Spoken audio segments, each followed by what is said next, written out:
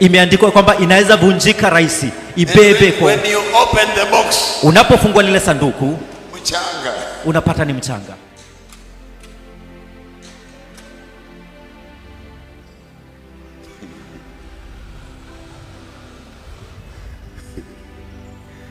Mami, what's the problem? Mama, shida ni nini? Mimi ni boxi. Yaani mimi ni boxi, yani tupu. She's an empty box. Mpaka najihurumia pastor.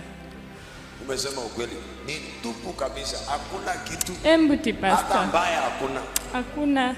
Yani you are empty, even nothing is not in you. Yani kuna utupu mpaka hakuna chochote mle ndani. She is speaking the truth.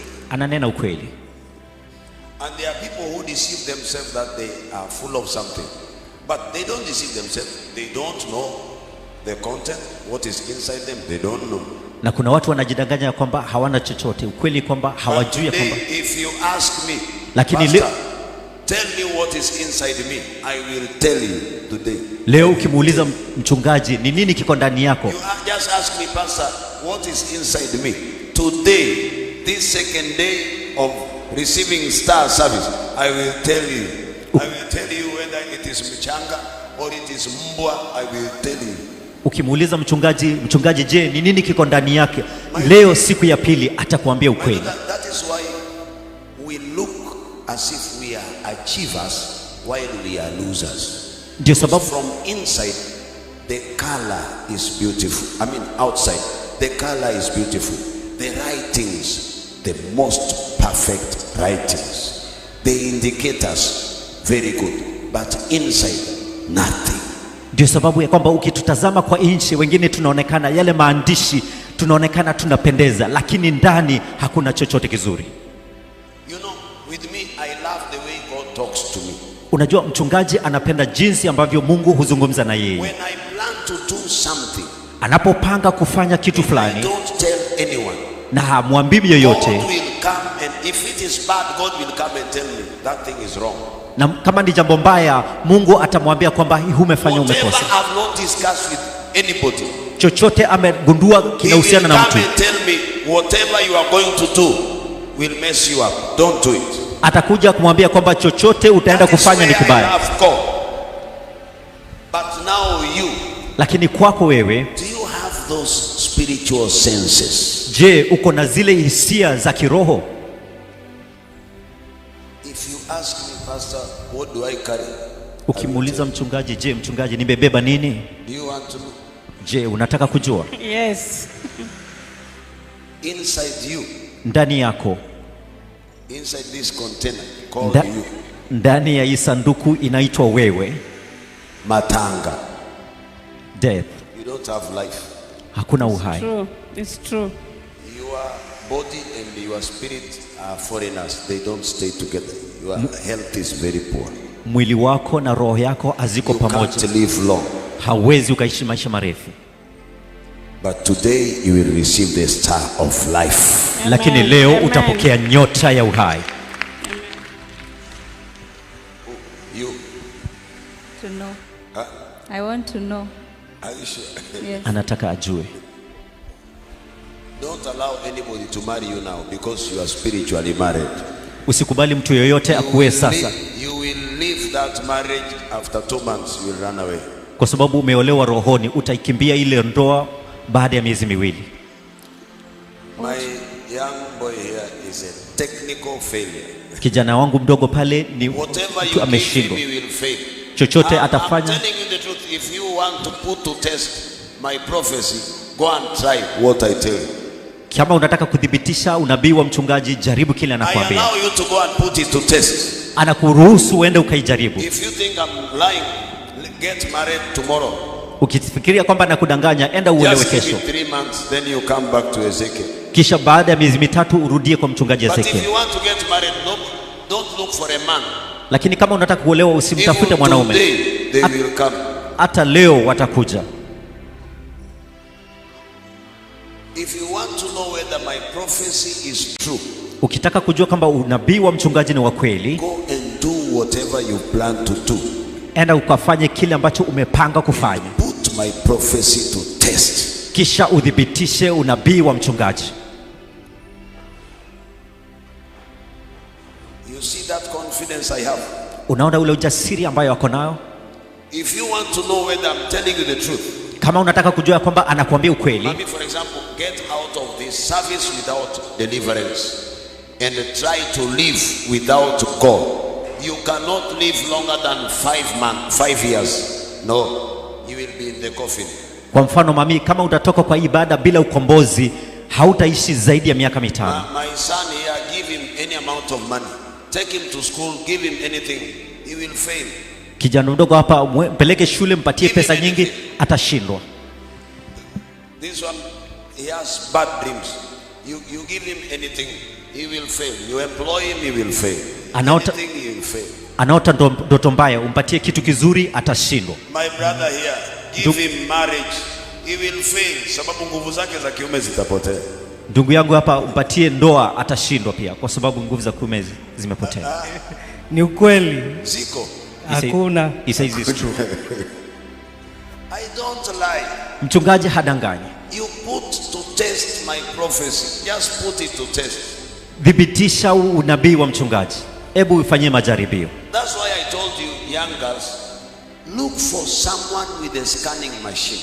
Ndio sababu nilikwambia kwamba tafuta mtu ambaye atatazama ndani maisha yako. Spiritual CT scan, MRI, and which one? It has already happened. All actually. of them. Huh? It has already happened actually. Anasema kwamba imetendeka kwake tayari. You got married somewhere. Yeah. And it's no longer there. Yeah. I don't lie. Because I don't know you, and you people, you come from far. How can I lie to you?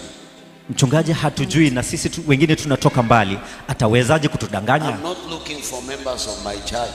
Mchungaji hatafuti washirika wa kanisa. I'm looking for how I can help anyone on the face of earth. Anyone. Anatazama vile ambavyo anaweza saidia mtu yoyote katika sura ya dunia, mtu yoyote. Once you become a member of New Life, you become a burden to me. I must make sure that you succeed. Unapokuwa mshirika wa hili kanisa unapatia kama mzigo, kwa sababu lazima hakikishe ya kwamba umefanikiwa. You never think that once you become connected to New Life, it is for my benefit. No. Usifikiria kwamba unapojiunganisha na New Life ya kwamba when you say, Pastor, from today I'm a full member of New Life. Unaposema kwamba mchungaji, kutoka leo mimi ni mshirika wa milele wa New Life. To my prayer room and tell God, now another problem. Mchungaji ataenda kwa maombi kwa Mungu, amwambia kwamba tena shida nyingine. Kwa sababu for a parent to be happy, kwa mzazi awe na furaha, the child must succeed. Mtoto lazima afanikiwe. So once you are connected to New Life, wakati umejiunganisha na New Life and then you fail, kisha unashindwa, let me give you a testimony. Nataka nikupe ushuhuda. There is someone working in the big office in the land, the big office. Kuna mtu fulani ambaye anafanya kazi kwa ofisi kubwa. Yes, the biggest office in the land. Ofisi ile kubwa hapa nchini. He is a member of New Life. Ni mshirika wa New Life. So he was having some challenges in marriage. Alikuwa na shida na changamoto katika ndoa. And one of the big men, na mmoja wa watu wakubwa, asked him, akamuuliza, you are a member of New Life. Wewe ni mshirika wa New Life. Your spiritual father is the doctor who treats marriages. Na baba wako wa kiroho ni daktari ambayo anatibu ndoa. Marriage has collapsed. Na ndoa yako imeshindwa. So it means you and your spiritual father, you are not together. Basi inamaanisha kwamba wewe na baba yako ya kiroho hamko pamoja. Your father doesn't love you. Ama baba wako wa kiroho hakupendi. He came and he told me the same things. Akakuja akamwambia mchungaji hivyo hivyo. How do you think I felt? Je, unafikiri kwamba mchungaji alihisi vipi? Alihisi vibaya sana. I called his wife. Mchungaji akapigia mke wake. And that woman told me, Pastor, you know it is impossible now. Sasa yule mama akaambia mchungaji, unajua kwamba sasa haiwezekani tena. And the husband was listening. Na yule mume wake alikuwa anasikiliza. Then I told him, please leave me with this problem. Kisha mchungaji akamwambia, tafadhali niachie shida. Pastor, niachie shida mchungaji. You always pray for people. Lakini mchungaji, wakati wote unaombea watu. Problems are solved. Mashida yao yanasuluhishwa. Why mine? Kwa nini shida yangu haisuluhishwi? What are you going to tell your spiritual son? Je, utaambia mtoto wako wa kiroho vipi? But this week, the same week, lakini hiyo wiki hiyo I talked to his wife. Mchungaji aliongea na mke wake. First of all, he told me, Pastor, you know we are back together. Mchungaji kwanza akamwambia mchungaji, unajua tumerudiana Then I sasa. told him that is the best news I've received. Kisha mchungaji I akasema told kwamba, him, give me your phone. I called his wife. mchungaji akamwambia nipatie namba yako, nipe simu yako nipigie She mke told wake. me, Pastor, we are together. In fact, I'm coming to Mombasa. I want us to talk. We are together. I was the happiest father. Akamwambia mchungaji, sasa tumerudiana na nataka nikuje nikuone. Mchungaji alikuwa na furaha kabisa. So your problems are my very, very big problems. Sasa shida zako ni shida kubwa sana kwa Your mchungaji. success is my happiness. Ufanisi wako ni furaha ya mchungaji. When you succeed, I'm happy. Unapofanikiwa mchungaji ako na furaha. So I repeat, Nitarudia, do not think that because I am having thousands of members of New Life, I'm a happy pastor. usifikirie kwamba mchungaji wakati ako na maelfu ya watu ya kwamba ako na furaha. More members, Washirika zaidi, less rest and sleep. anakosa kupumzika na You don't usingizi. rest, you don't sleep. Haupumziki, haulali. So that is how empty you are, sir. Hivyo ndivyo uko, una utupu mwingi A mwanangu. very handsome, beautiful, empty box. Sanduku linalopendeza ambalo ni tupu kabisa.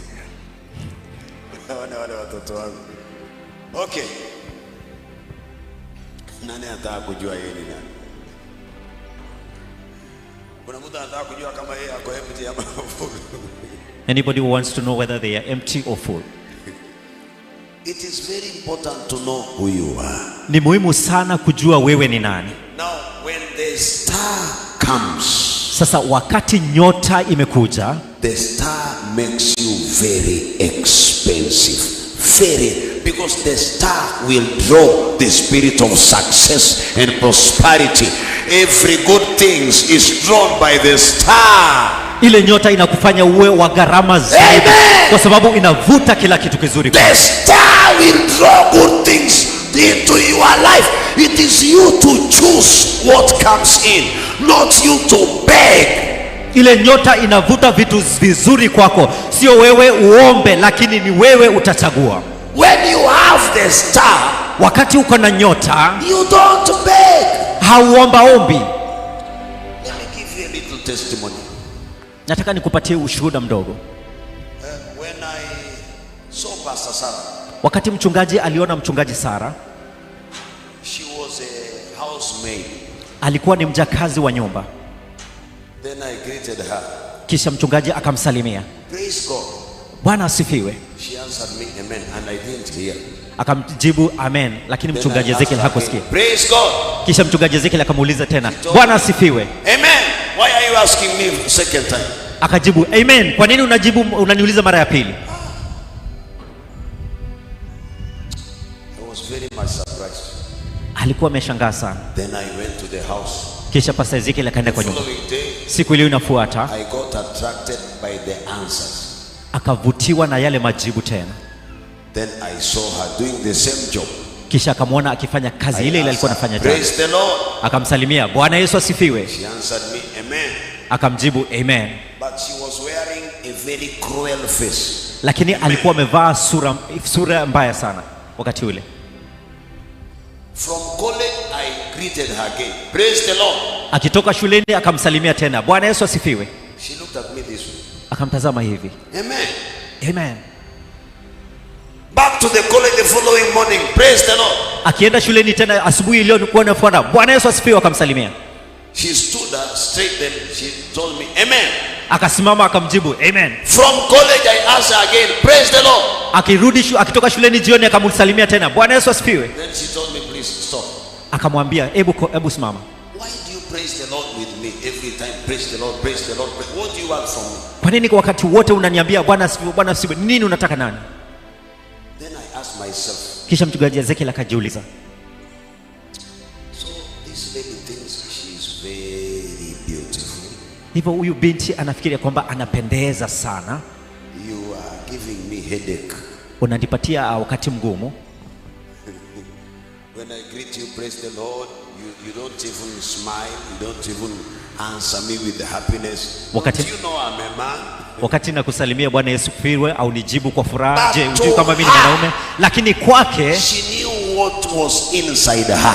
Alijua ni nini kilikuwa ndani yake. Whether she gives you a good answer, a bad answer, you will look for her. Kama atakujibu because vizuri, of the gold she was having. Kama atakujibu vizuri ama vibaya, yeye anajua kilicho ndani yake ni dhahabu. Listen to me, mama. Sasa nisikilize mama.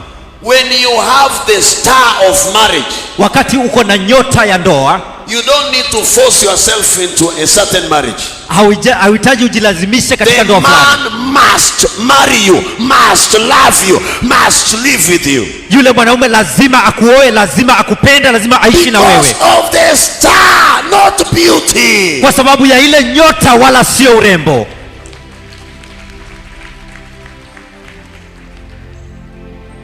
But when you go around with the makeup, lakini unapotembea ukiwa na vipodozi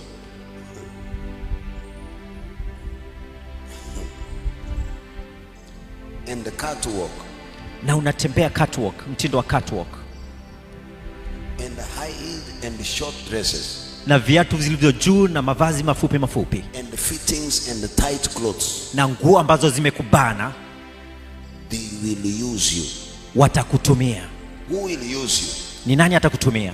Useless men. Watu ambao hawana maana. They will use you and they will never marry you. Watakutumia na hawatawahi kuoa. Useless men. Wanaume ovyo. Because their work is to use you and dump you. Kwa sababu kazi yao ni kukutumia na kukutupa. When you meet him, you think you have succeeded. Unapokutana na yeye unafikiria kwamba umefanikiwa. Because they are looking for such people. Kwa sababu wanatafuta watu wa aina ile.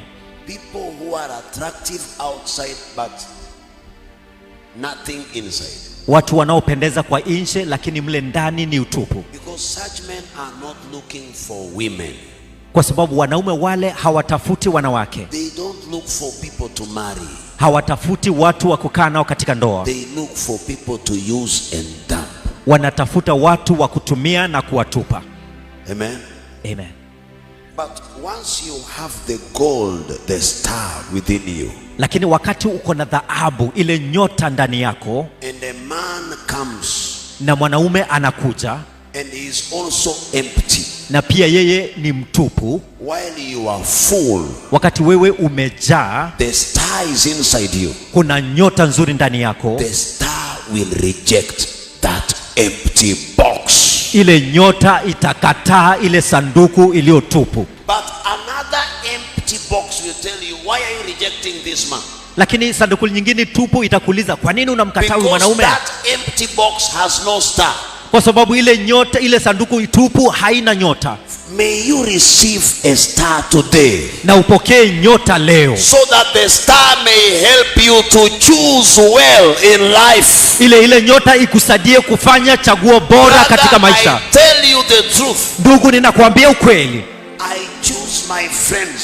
My friends do not choose to be my friends. Mchungaji ndiye uchagua marafiki zake, wala sio marafiki zake umchagua. Not everybody is allowed to be my friend. Sio kila mtu ameruhusiwa kuwa rafiki wa mchungaji Ezekiel. I'm not begging to have pastors to assist me. Yeye haombi ya kwamba apate wachungaji wa kumsaidia. I can minister alone. Anaweza akahudumu peke yake Church.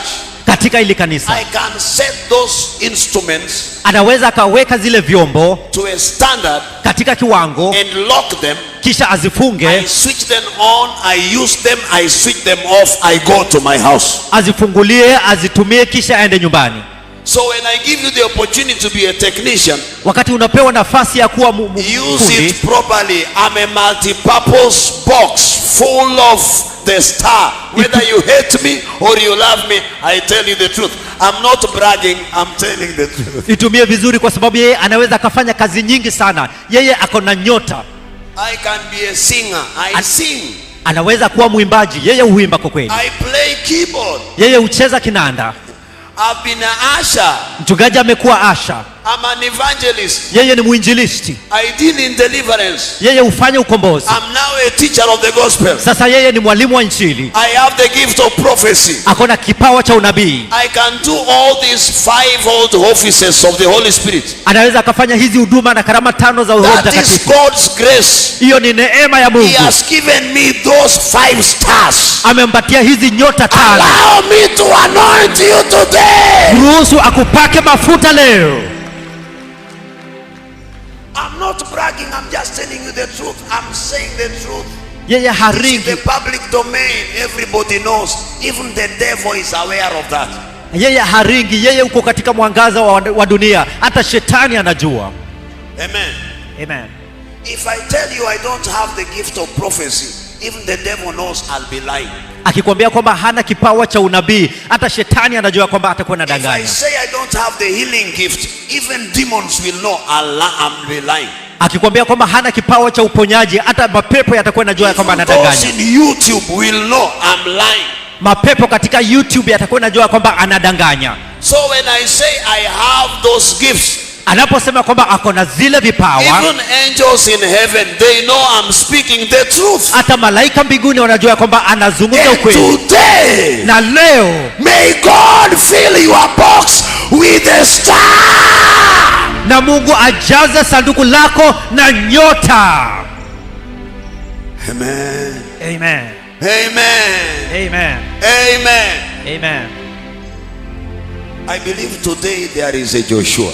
Naamini kwamba leo kuna Yoshua. And Joshua is going to receive this star today. Na Yoshua atapokea hii nyota I leo. will lay my hands upon you. Mchungaji atawekelea mikono yake juu yako. And your life will take another direction. You must succeed in life. You must succeed in marriage. You must succeed in your health. You must succeed in your family. You must succeed in your business. Shout hallelujah. Hallelujah.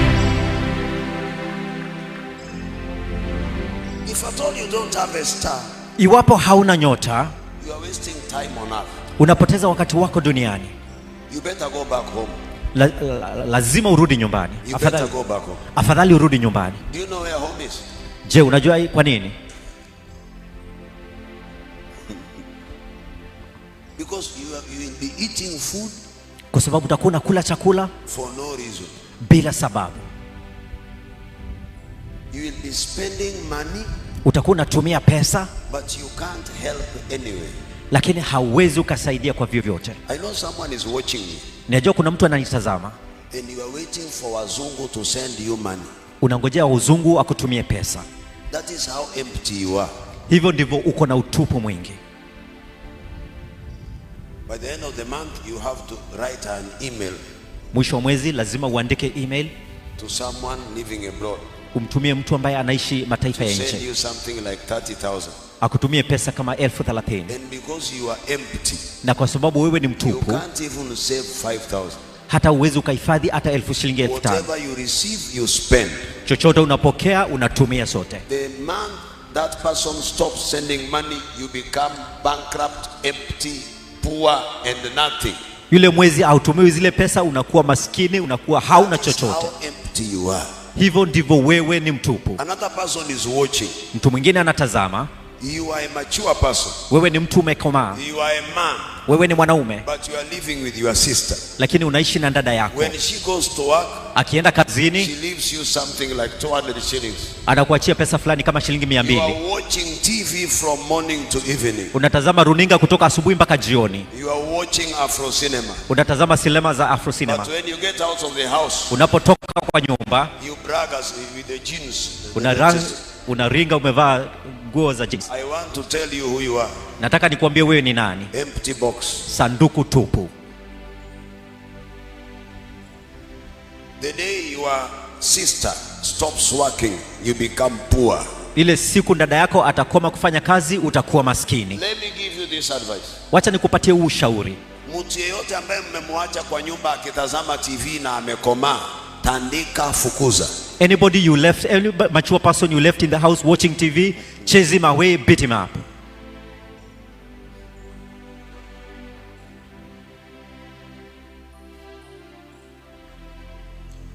Do you want to tell me You are born just to get some food and some clothes and just to walk around with pocket money. A mature person being given pocket money by your sister.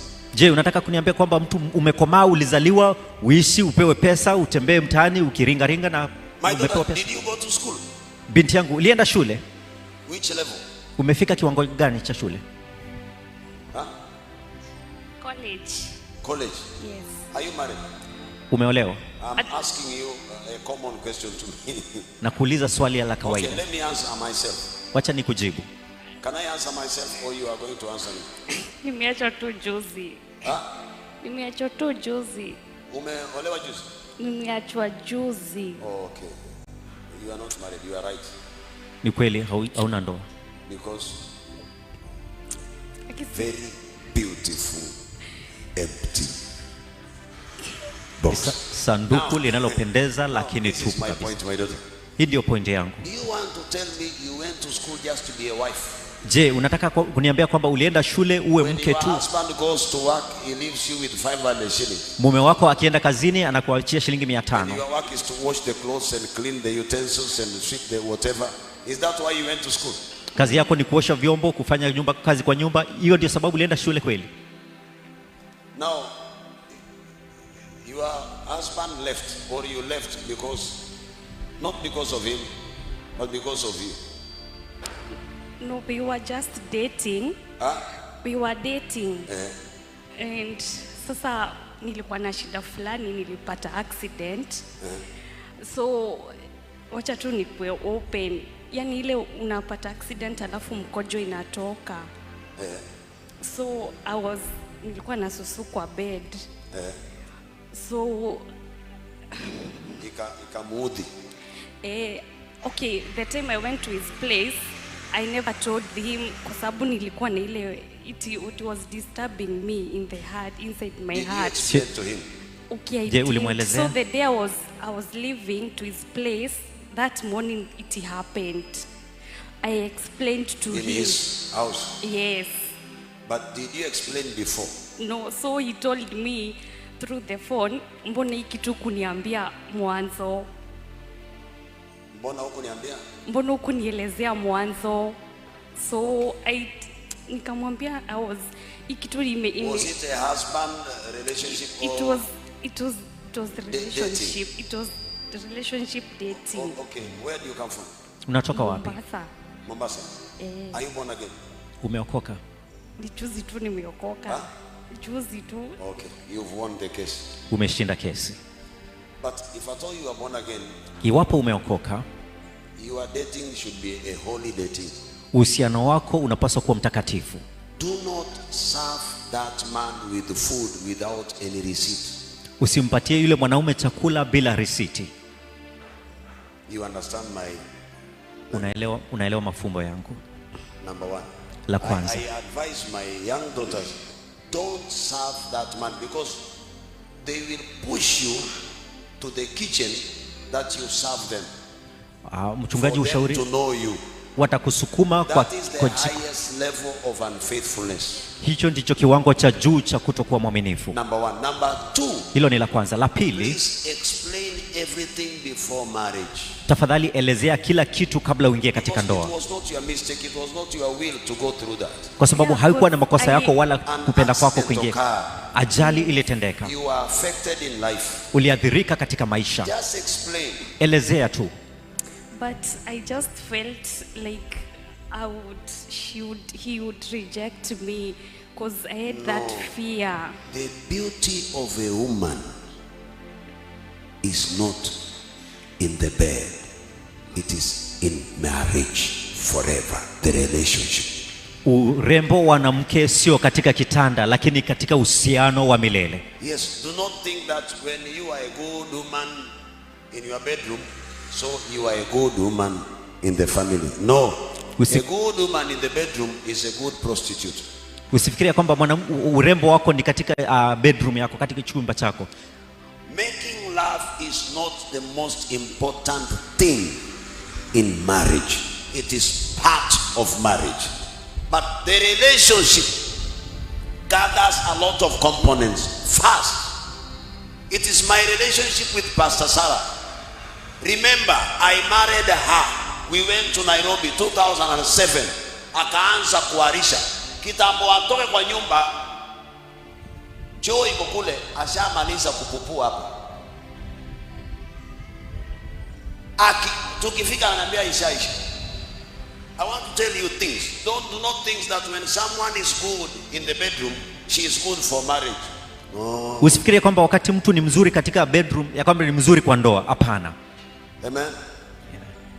Hiyo chukua nenda utupe nje, haifanyi kazi. Then akirudi mimi ndio ninafua hizo nguo zake. Akaniuliza, why are you doing this? Then when she came back, Pastor, if I don't love you now, then my love is fake. Akamwambia kwamba iwapo sikupendi sasa ukiwa katika hii hali, basi upendo wangu si wa kweli. Then after giving birth to our second born, kisha baada ya kuzaa mtoto wao wa pili, she had a problem with her bladder.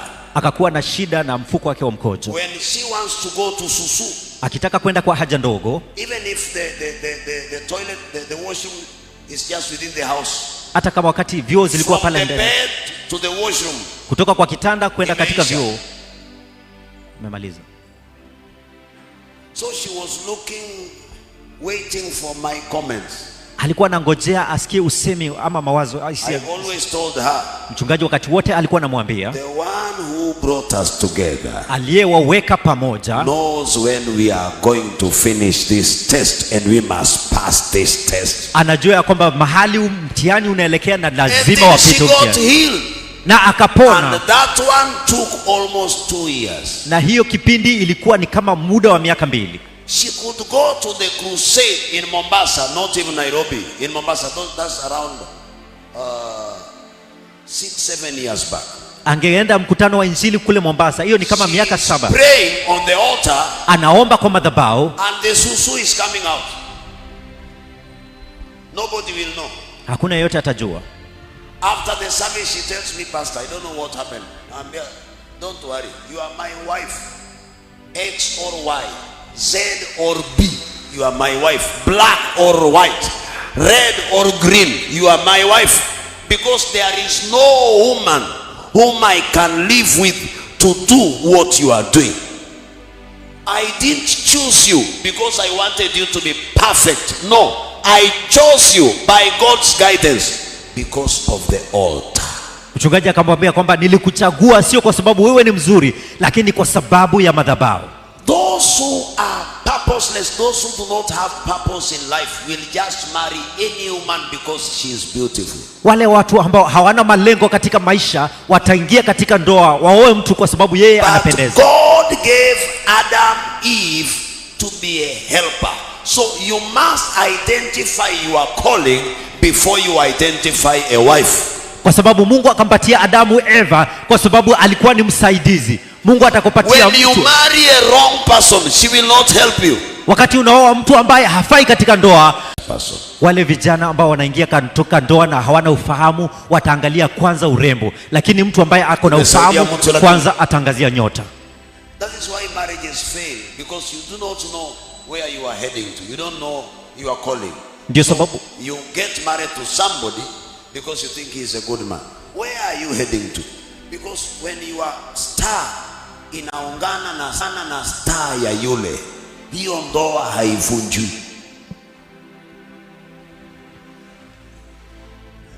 Mimi hakuna vile utatoa pasa sara kwangu, sababu kwa heshima hakuna mtu hapa anaweza kuishi na mimi.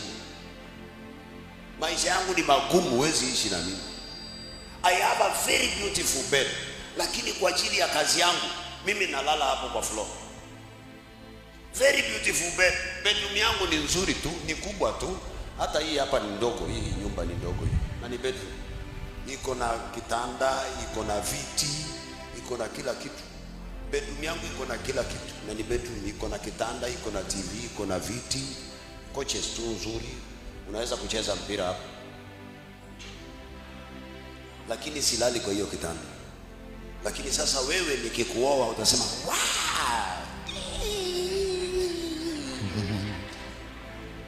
Nitakasirika, nitatoka nje. Sababu wewe unaona hizo vitu ziko hapo na mimi hizo vitu sizioni. Mimi naona shida za watu. Sasa kama utanisaidia kusuluhisha shida za watu, nitakuoa. Lakini ukinisaidia kulala kwa hiyo kitanda, hautaniona kwa hiyo kitanda. Pole lakini. That's why I can't marry you. Ndio sababu mchungaji hawezi akakuoa. Yes, the truth. Ni kweli. Baba, ni kitanda kizuri. Baba, na ni ya pesa nyingi. It's a good and expensive bed. Very good. Mattress, waliandika ile mattress imeandikwa nini?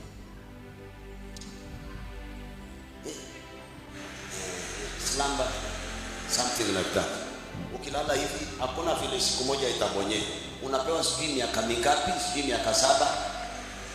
Hizo ni warranty. Ikibonyea arudishe. Sasa miaka 7 hata kama imebonyea utakuwa umejua ulinunua. Si hata kuhama ushahama. Lakini si ilali. Kama kuna vitu vinanidai kwa nyumba, ni TV inanidai. Ulinunua unioni. Kitanda ndio inadai mara moja ya kwanza. Wewe unalalanga wapi? Kile kinanidai kwa nyumba namba 3, chakula. Utatukula lini? Wale ambao hatudaiani ni nguo na maji. Hatudaiani. Hao watu tuko marafiki. Lakini chakula, wewe huwezi kuniletea chakula saa hizi. Na uniletea chakula. Hutaniletea chakula lunch, sitakula. Breakfast, sitakula. Na pia sitakula kila siku. Na ukumbuke hiyo breakfast na lunch, hiyo sio mfungo. That is lifestyle. Hiyo ndio inanikip. Ninaweza nikakuongelesha hivi. That is, hiyo sijafunga. Siku ile nimefunga hakuna chakula mpaka the following day. Sasa wewe utaniletea chakula pastor? Kuna watu wameniletea mpaka asali, imebidi nizipeane. Chakula inaharibika nipeane sababu mimi sili, mimi na mke wangu watuli, lakini tuko na mchwa wanakula. Sasa hiyo wako high school.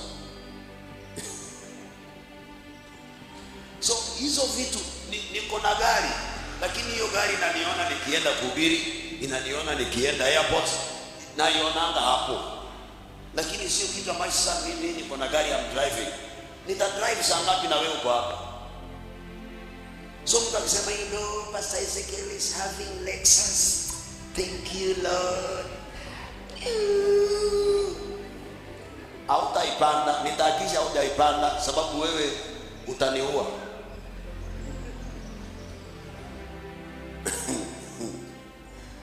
I tell you for free, nitakuchukia. Kama wewe ni mke wangu na unafurahia gari, nitakuchukia. Nitakwambia wewe na wale watoto wetu wawili, watatu mnatoshana kiakili. So where I'm going, mahali ambapo mchungaji anaenda, ile nyota will lead me into choosing who my wife becomes. Itamuongoza kuchagua ni nani atakuwa mke wake. Star will be connected to her star. Sasa ile nyota itaunganika na nyota ya yule. So that you don't mess up in marriage. Ili usipate kukosea katika ndoa. May you receive the right star that will connect you the right person. Na upokee nyota nzuri itakayokuunganisha na mtu ambaye anafaa. Amen. Amen. Let me tell you the truth. Wacha You nikwambie are doing business, brother. Unafanya biashara ndugu. And you are doing business, you are a car dealer. Na wewe a showroom. Unauza magari, uko na duka la magari. Star of success. Na uko na nyota ya ufanisi. If that brother is also a car dealer but is a con man. Iwapo yule mtu mwingine anauza magari lakini ni tapeli. Kisha mnafanya uhusiano. Your star will reject him. Nyota yako itamkataa. Because your star is not, what do you call it, compatible. Shikani na yule mtu. Kuna vile tu saa ya kumwekea pesa, kitu kitakwambia usiweke. Wachana nayo na mtasumbuana na ashakupa bank na umweke, na hiyo gari unataka ununue na uweki. Kitambo mkosane ndio mtu atakwambia uliuza ile gari. Sema shukuru Mungu. Huyo mtu hata ungeona hiyo gari. Hiyo gari iko na kesi.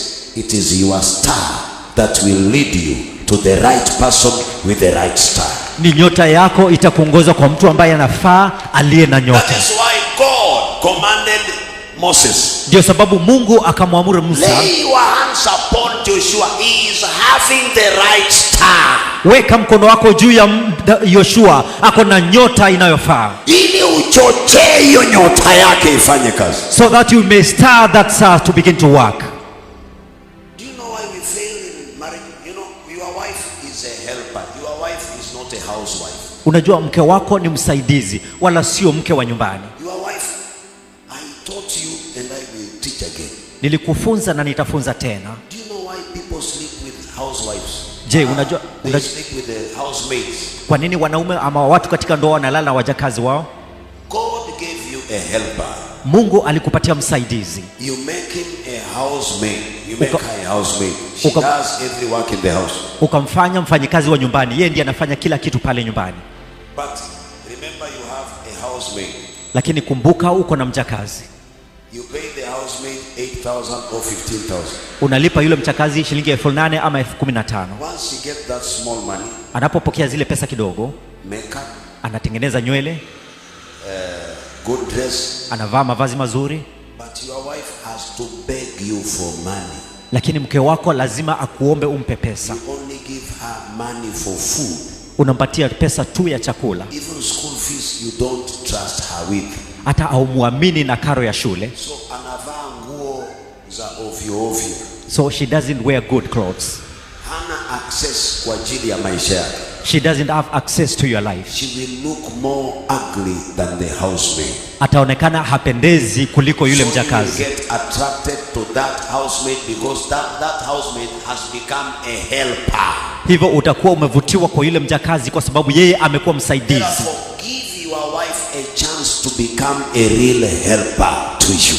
Hivyo umpatie nafasi mke wako awe msaidizi wa kweli kwako. You will be very happy. Utakuwa mtu mwenye furaha. I told Pastor Sarah. Mchungaji akamwambia mchungaji Sarah, I'm not looking for a housewife. Mama asimtafuti mke wa nyumbani. You must be my helper. Lazima uwe msaidizi wangu. Mimi siwezi nikarudi kwa nyumba nikapata Pastor Sarah bado sana atengeneza kucha zake. Pastor cannot go back to home and find Pastor Sarah just making her nails. Niingie bedroom nimpate huko akiwa anatengeneza mdomo. He goes to the bedroom and sees her doing makeup on herself. Don't I look beautiful? Sina hiyo time. Pastor doesn't have that time. Urembo wako iko kwa roho yako, haiko kwa mdomo. Unakaa ni kama unakunywa damu za watu. Your beauty is in your heart, not in your beauty. Sasa nikikupa microphone na mdomo wako inakaa ni kama umekunywa damu za watu, kitapohubiri utahubiri vipi? Praise the Lord. You know, ai jamani, wewe ni mke wa Pastor Ezekiel. Najua mtapiga makofi. Wewe chagua wako.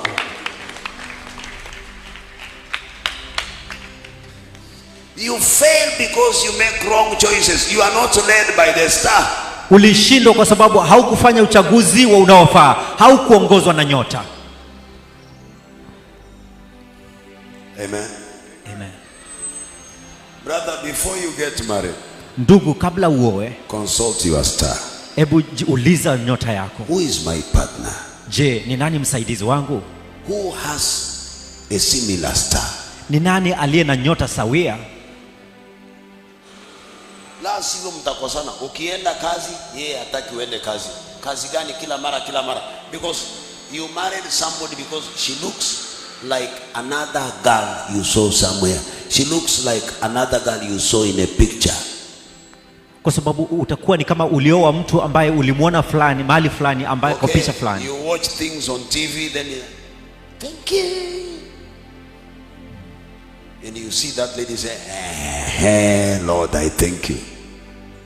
Remember, kumbuka, kuku gredi si chakula.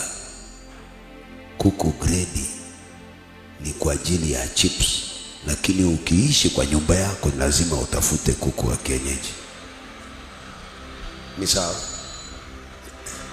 Wale mnaoona kwa TV ni kama kuku gredi. They are for advertisement. Kuku gredi is for sales, quick sales, take away. But a real man is not a take away. A real woman is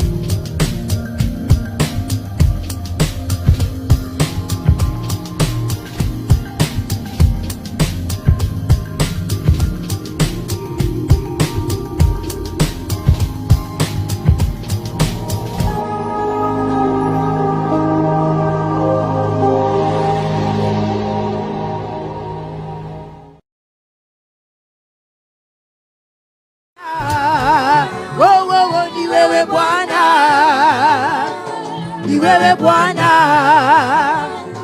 ni wewe Bwana, ni wewe Bwana, ni wewe Bwana, ni wewe Bwana, ni wewe Bwana, ni wewe Bwana, ni wewe Bwana, ni wewe Bwana, ni wewe Bwana, ni wewe Bwana, ni wewe Bwana, ni wewe Bwana.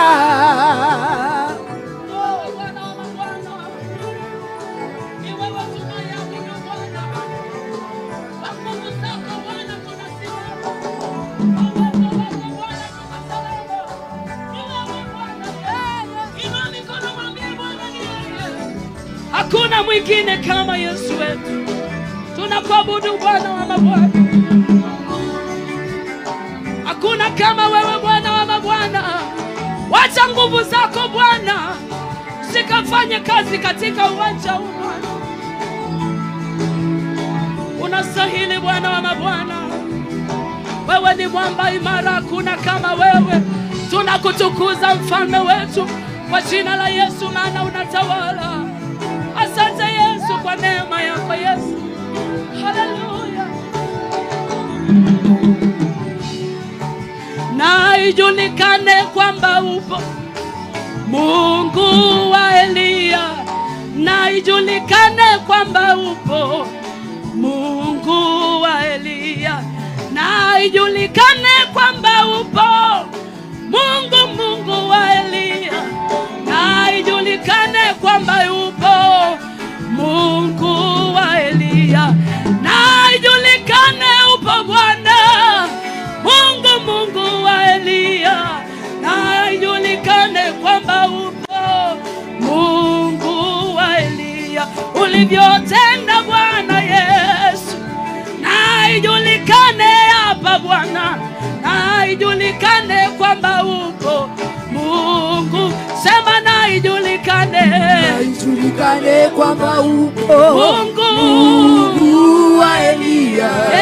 Na ijulikane kwamba upo Mungu wa Elia. Na ijulikane. Na ijulikane kwamba upo Mungu wa Elia Bwana. Na ijulikane kwamba upo. Haleluya. Na ijulikane. Ulionyesha mvua Bwana. Unaweza tena. Na ijulikane kwamba upo. Na ijulikane Kisumu. Na ijulikane kwamba upo Mungu wa Elia.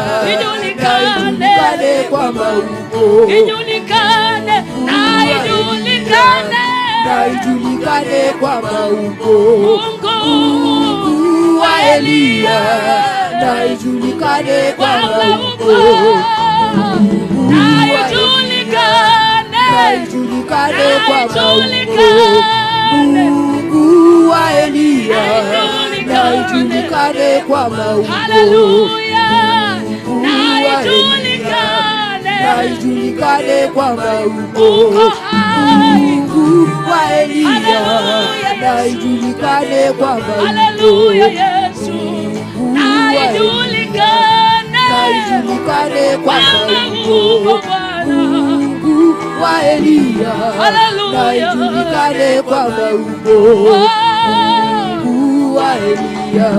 Na ijulikane kwamba yupo Mungu wa Elia. Na ijulikane kwamba yupo Mungu wa Elia.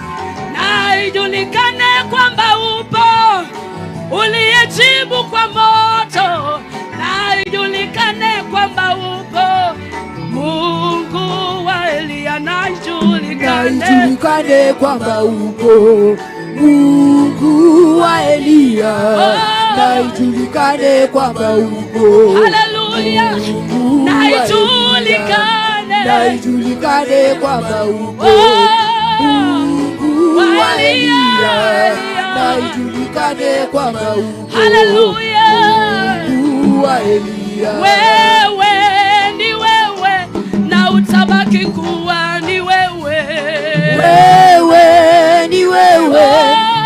utabaki kuwa ni wewe. Nasema wewe ni wewe Bwana, utabaki kuwa ni wewe Yesu. Wewe ni wewe na utabaki kuwa ni wewe. Nasema wewe Bwana, utabaki kuwa ni wewe Bwana. Wewe ni wewe na utabaki kuwa ni wewe. Inua mikono yako juu, tunamwambia Yesu ni wewe na utabaki kuwa ni wewe Bwana. Wewe ni wewe na utabaki kuwa ni wewe. Bwana utabaki kuwa ni wewe. Yesu utabaki kuwa ni wewe. Bwana utabaki kuwa ni wewe. Yesu utabaki kuwa ni wewe. Bwana utabaki kuwa ni wewe. Yesu utabaki kuwa ni wewe. Bwana utabaki kuwa ni wewe. Yesu utabaki kuwa ni wewe. Bwana utabaki kuwa ni wewe. Yesu utabaki kuwa ni wewe. Yesu utabaki kuwa ni wewe. Uinulie mikono ni wewe. Nasema wewe ni wewe utabaki kuwa ni wewe Bwana. Wewe ni wewe na utabaki kuwa ni wewe. Yesu nasema wewe Bwana ni wewe Bwana utabaki kuwa ni wewe. Wewe ni wewe na utabaki kuwa ni wewe. Oh wewe ni wewe Bwana utabaki kuwa ni wewe Yesu. Wewe ni wewe Yesu utabaki kuwa ni wewe. Oh Bwana utabaki kuwa ni wewe. Yesu utabaki kuwa ni wewe. Yesu utabaki kuwa ni wewe. Bwana utabaki kuwa ni wewe. Bwana utabaki kuwa ni wewe. Yesu utabaki kuwa ni wewe. milele na milele na milele ni wewe. Bwana utabaki kuwa ni wewe. leo kesho na milele Bwana ni wewe. Yesu utabaki kuwa ni wewe. vile ulivyokuwa jana ni wewe. kesho utabaki kuwa ni wewe. Bwana utabaki kuwa ni wewe. Yesu utabaki kuwa ni wewe. Yesu utabaki kuwa ni wewe. Bwana utabaki kuwa ni wewe. Yesu utabaki kuwa ni wewe. Utabaki kuwa ni wewe. Mwinulie Bwana sauti, mwambie ni wewe. Ni wewe Bwana Yesu, hakuna kama wewe Bwana. Mwinulie sauti, mwambie Bwana ni wewe. Ni wewe Bwana wa mabwana.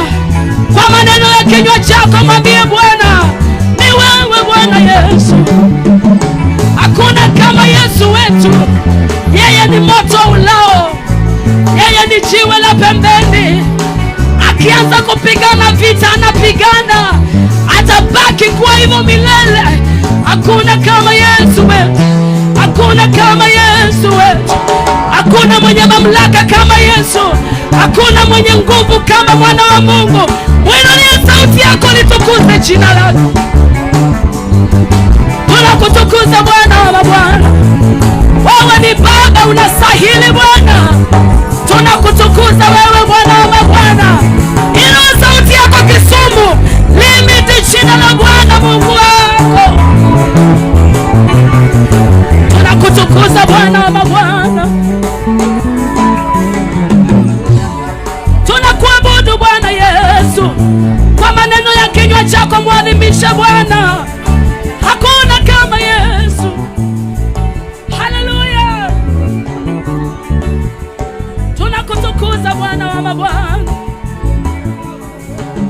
Tunakuabudu Bwana wa mabwana.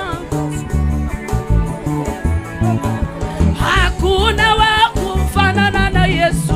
Hakuna wa kufanana naye. Hakuna wa kufanana na Yesu. Hakuna wa Haleluya. kufanana naye.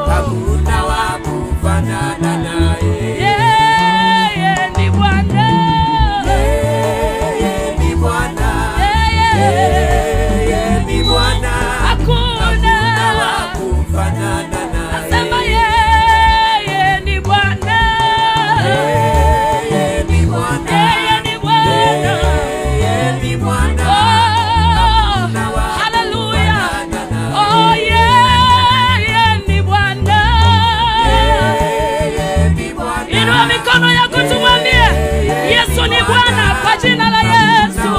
Haya, nasema yeye ni Bwana, yeye ni Bwana, yeye ni Bwana, yeye ni Bwana. Haya, nasema Yesu ni Bwana,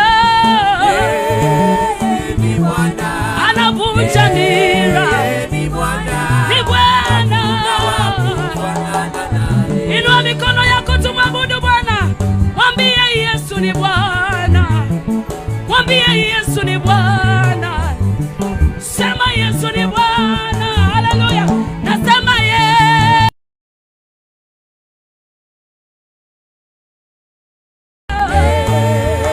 ni Bwana. Yeye ni Bwana. Hakuna wa kufanana naye. Nasema yeye ni Bwana. Yeye ni Bwana. Yeye ni Bwana. Hakuna wa kufanana naye. Nasema yeye ni Bwana. Yeye ni Bwana. Hakuna kama yeye ni Bwana. Hakuna wa kufanana naye. Nasema Yesu ni Bwana wa mabwana. Yesu ni Bwana. Yeye ni Bwana. Hakuna wa kufanana na Yesu. Hakuna wa kufanana naye. Ametuchora kwa viganja vya mikono yake. Hakuna wa kufanana naye. Anatujua kila mmoja Yesu. Hakuna wa kufanana naye. Hakuna Bwana Yesu. Hakuna wa kufanana naye. Hakuna Bwana Yesu. Hakuna wa kufanana naye. Akinua hakuna wa kushusha Bwana. Hakuna wa kufanana naye. Akibariki hakuna wa kulani. Hakuna wa kufanana naye. Akiweka huru anaweka kabisa Yesu. Hakuna wa kufanana naye. Hakuna silaha iliyoinuliwa siweze pigana. Hakuna.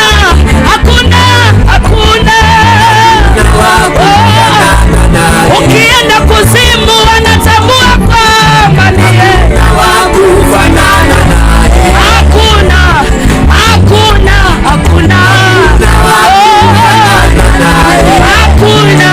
Hakuna kama yeye. Haleluya. Nasema yeye ni Bwana. Yeye ni Bwana. Yeye ni Bwana. Hakuna. Nasema Yesu ni Bwana. Yeye ni Bwana. Yeye ni Bwana. Hakuna. Nasema yeye ni Bwana wa mabwana. Yeye ni Bwana. Yeye ni Bwana. Haleluya. Haleluya.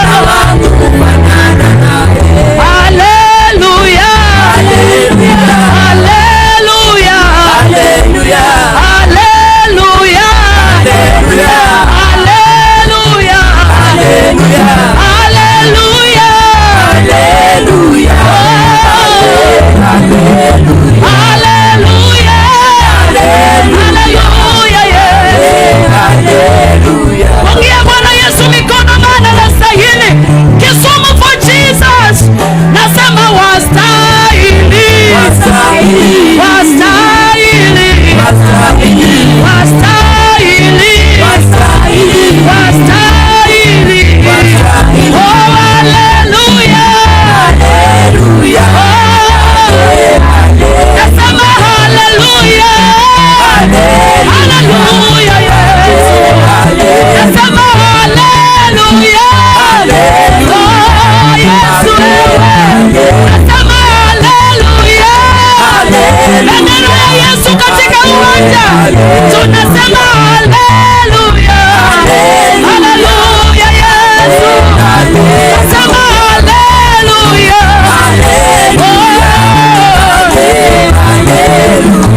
Haleluya. Haleluya. Haleluya.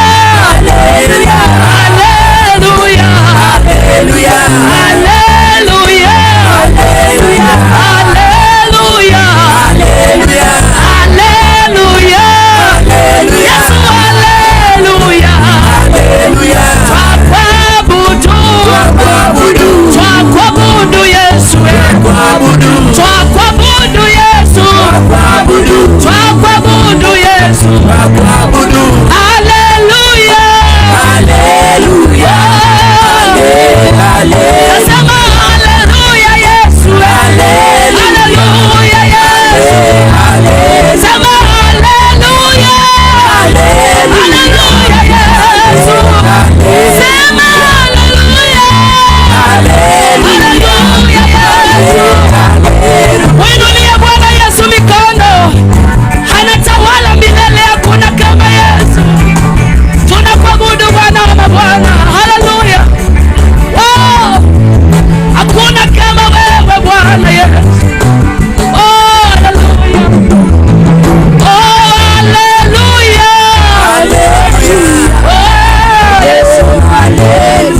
Haleluya.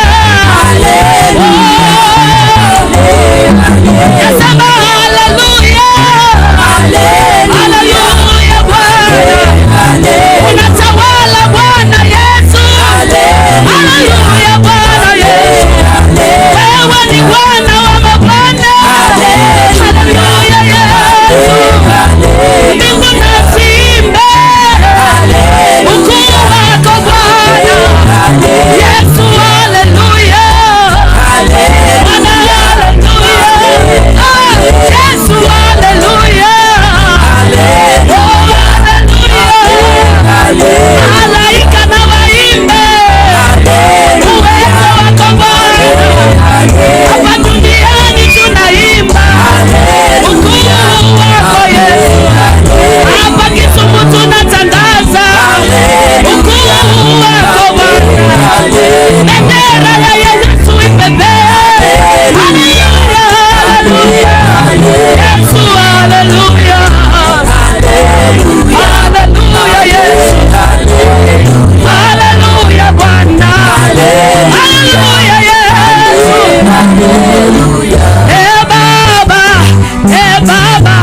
Baba, pokea sifa, sema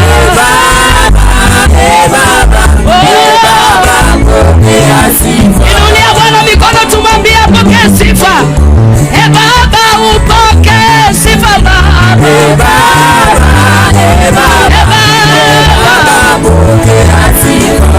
Baba, kuna kama wewe Baba, pokea sifa.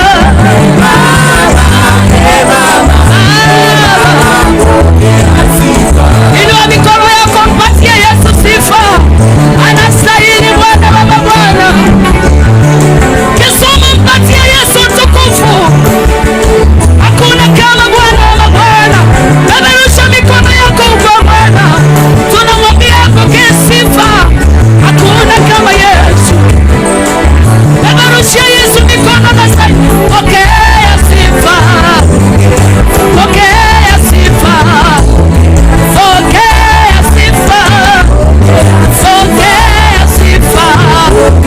Mwambie Bwana pokea sifa, pokea sifa, pokea sifa, pokea sifa, pokea sifa Bwana, pokea sifa, pokea sifa, pokea sifa Bwana.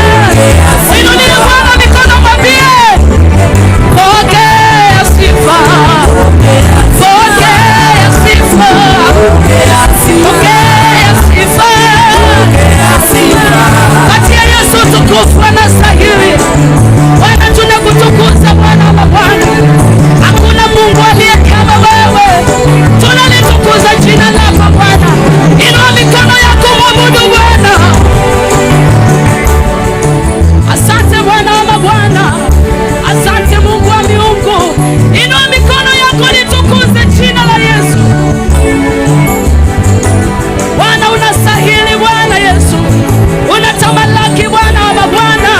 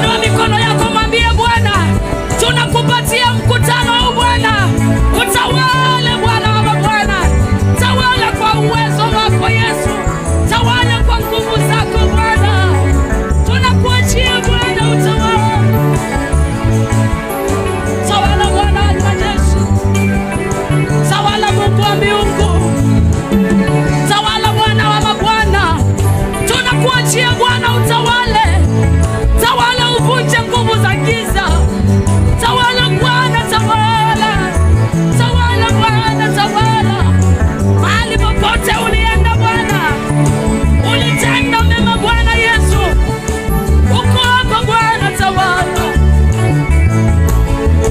Tunakuachia Bwana, utawala. Uliyotenda Bwana, uliyotenda, tenda sasa.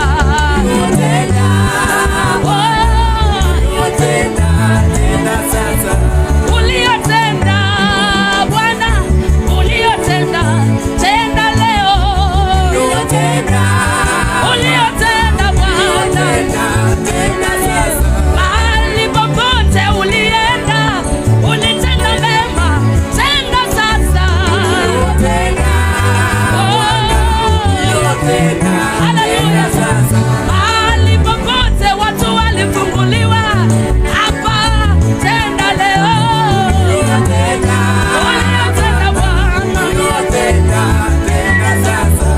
Uliyotenda Bwana, uliyotenda Bwana, uliyotenda, tenda leo.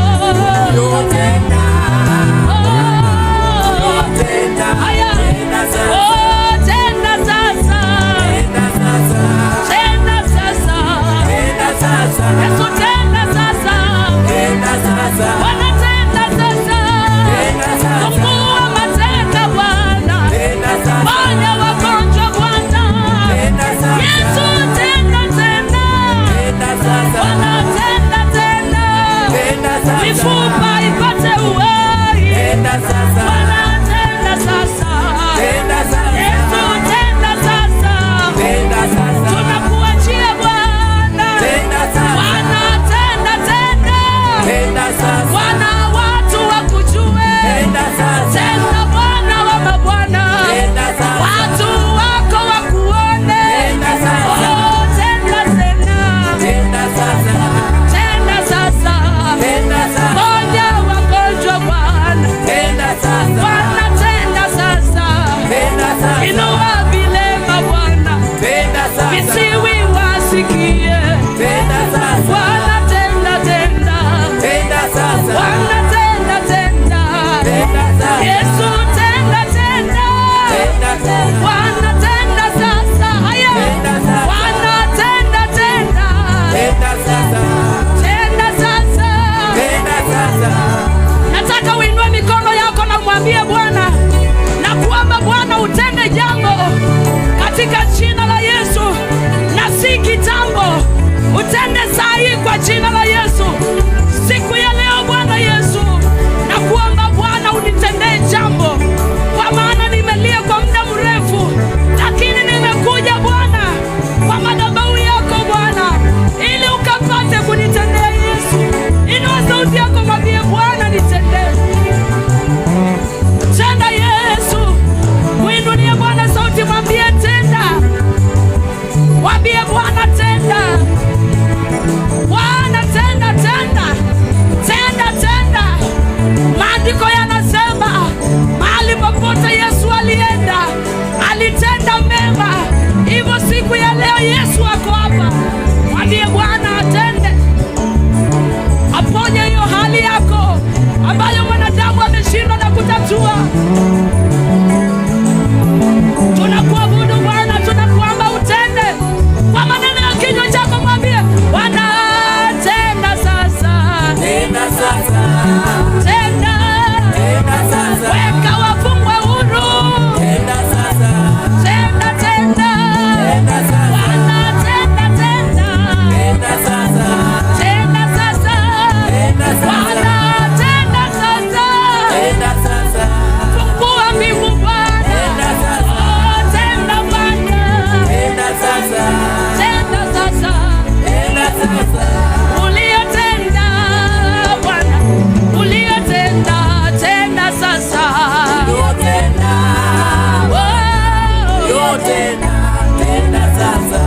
Uliyotenda Bwana, uliyotenda, tenda leo.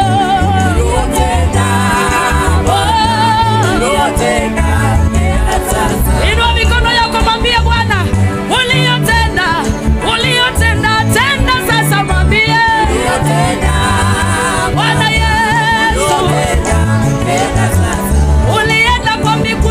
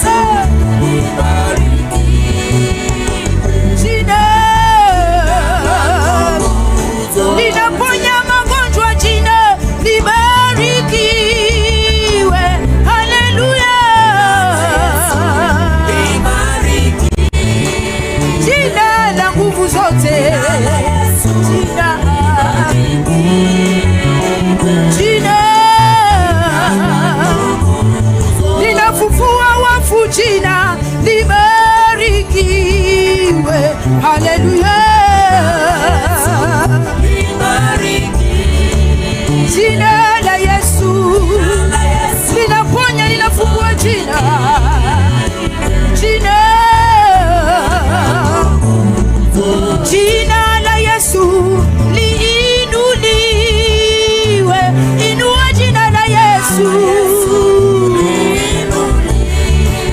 jina la Yesu wangu, jina la Yesu wangu,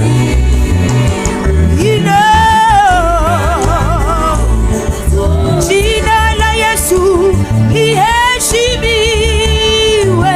Haleluya. Jina la Yesu wangu, jina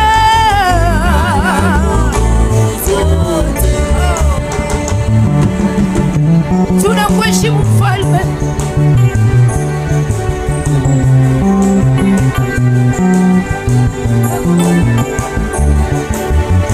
Liabudu tu jina la Bwana, abudu jina la Yesu tu linaweza yote. Hakuna mwanaume aliye kama Yesu, linaondoa utasa. Jina la Yesu lilikuwepo toka mwanzo.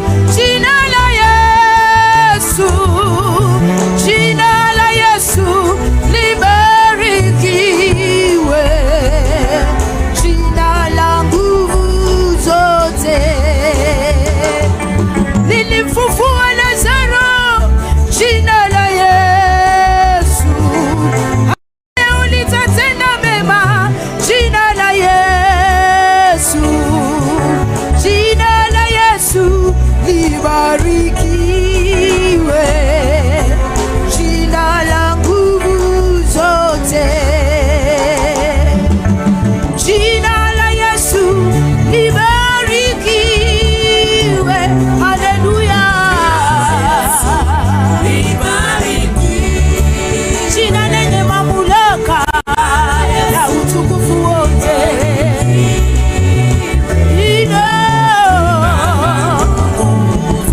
Jina la Yesu liheshimiwe. Kisumu yote jina liheshimiwe. Jina la Yesu, oh. Jina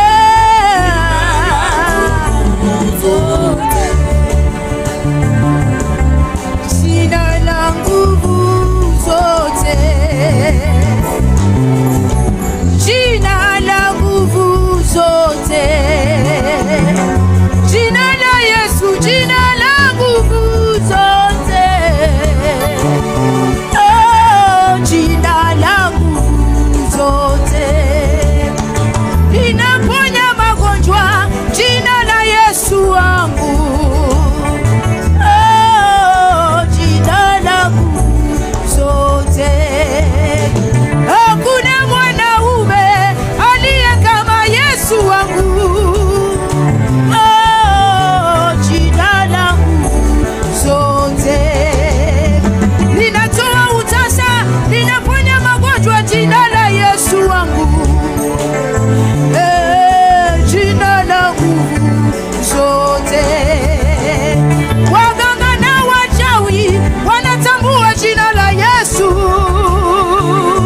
oh, jina la nguvu zote. Tuseme jina la nguvu zote, jina la Yesu lenye nguvu zote. Hakuna jina lingine kama la Yesu wangu, jina lenye mamlaka na ushindi wote. Hakuna jina lenye nguvu kama la Yesu wangu. Jina la Yesu wangu linaponya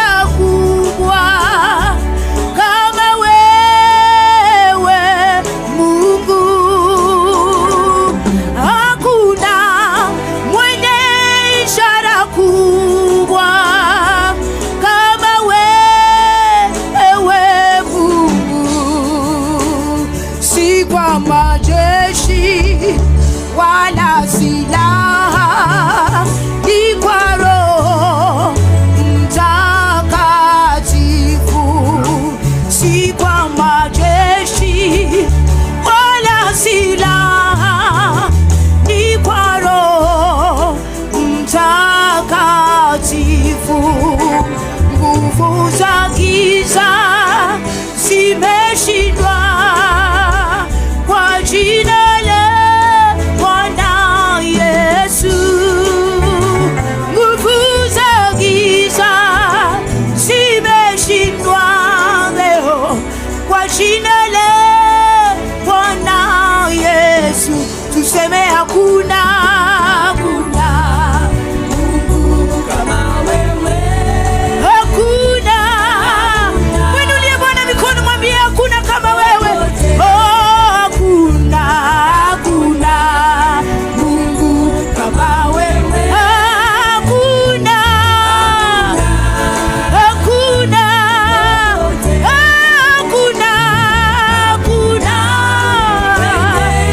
ishara kubwa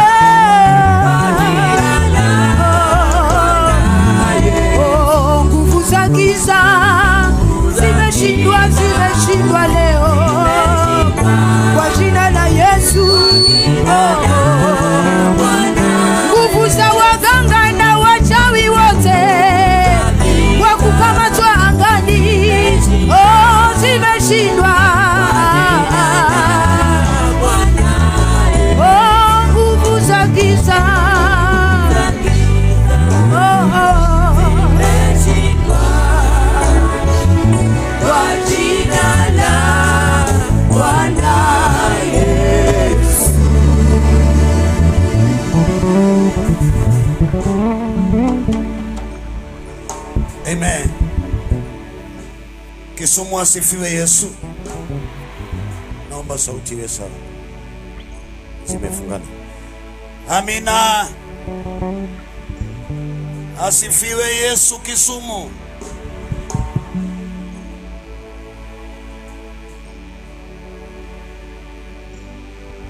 Wewe uliyefika kwenye mkutano huu, amini tu Mungu. Tamanio la moyo wako Mungu alitimize leo kwa jina la Yesu Kristo. I want someone to stand here. Aelewe kile ambacho kinafanyika. Mtu aje hapa ndio atajua. Leo inakuwa ni day 1 of our crusade. Ahadi ya Mungu itatimia ndani ya yeyote yule anayeamini. Yeyote yule.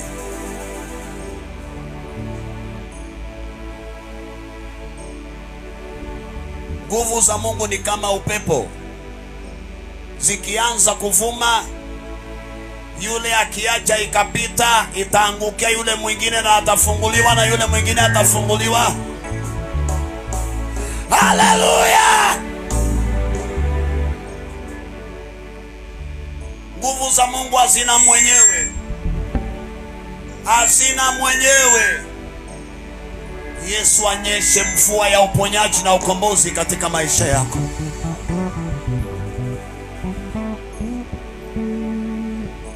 Tumekuja hapa kwa ajili ya lengo moja tu, kumwona Yesu Kristo. Tafadhali Solomon, very fast. Hiyo sauti nakaa kama home imejifunga. There is no clarity. Hapa utaelewa.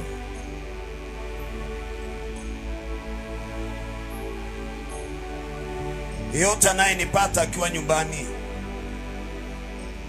yale mambo utakayoyaona hapa na yale ambayo unaona sio fiction. Mimi ninaamini katika uwanja huu Mungu atafanya muujiza mpya hajawahi fanya. Kamwe hajawahi fanya, kwa utukufu wa jina lake tu. Aliye nyumbani na aliye njiani, kitakachomsaidia ni akimbia haraka. Kuna mtu anaamini Yesu Kristo hapa? Kuna mtu anaamini Yesu Kristo? Hizi siku 3 ni siku za neema. Mimi unayeniona sikuzaliwa hivi na sikuwa hivi. Nyota moja ishuke kwa kiwanja huu. Nyota moja ishuke kwa kiwanja hiki. Na kila mmoja ang'ae kama Yesu Kristo. Amen. Natamani nikabidhi Pastor Sarah microphone. Tunapoingia katika maombi, unaona tukiwa tunaimba, wengine wanafunguliwa katika maombi, wengine watafunguliwa na kukombolewa kiwango cha ajabu. Mtu wa Mungu, amini tu Yesu Kristo. These 3 days, anayekanyaga uwanja huu atasema, sasa ninajua kwa nini Yesu alinipeleka Kisumu. Na maisha yako yageuzwa kama usiku na mchana, in Jesus mighty name. Karibu Pastor.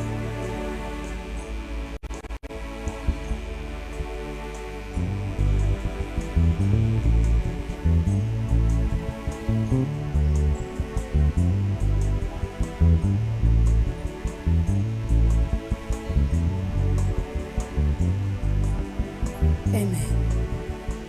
Bwana Yesu asifiwe. Watu wa Mungu, Bwana Yesu asifiwe. Naomba tu popote pale ulipo, hata kama ulikuwa ushasalimia mwenzako, mgeukia ali karibu na wewe, mwambie karibu tena katika ibada. Yesu anakupenda sana. Karibisha tu 2 watatu, mwambie tu karibu katika ibada. Hiyo ni ishara ya upendo, hiyo ni ishara ya nguvu za Mungu. Wakati wa maombi hakutakuwa na udhaifu tena, hakutakuwa na mtu kujuta katika maisha yake kwa nini amefika mahali hapa.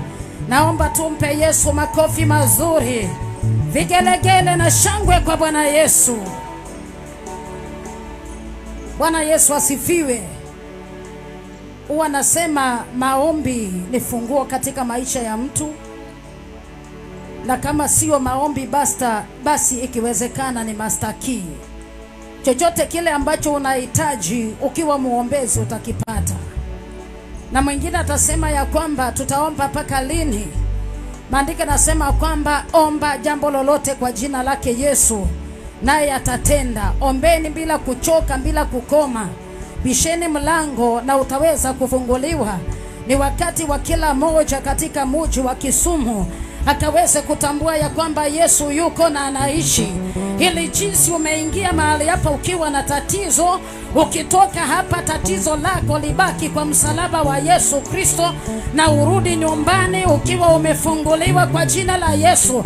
Masaa haya kila moja unachukua nafasi yako kwa ajili ya kumwabudu Yesu.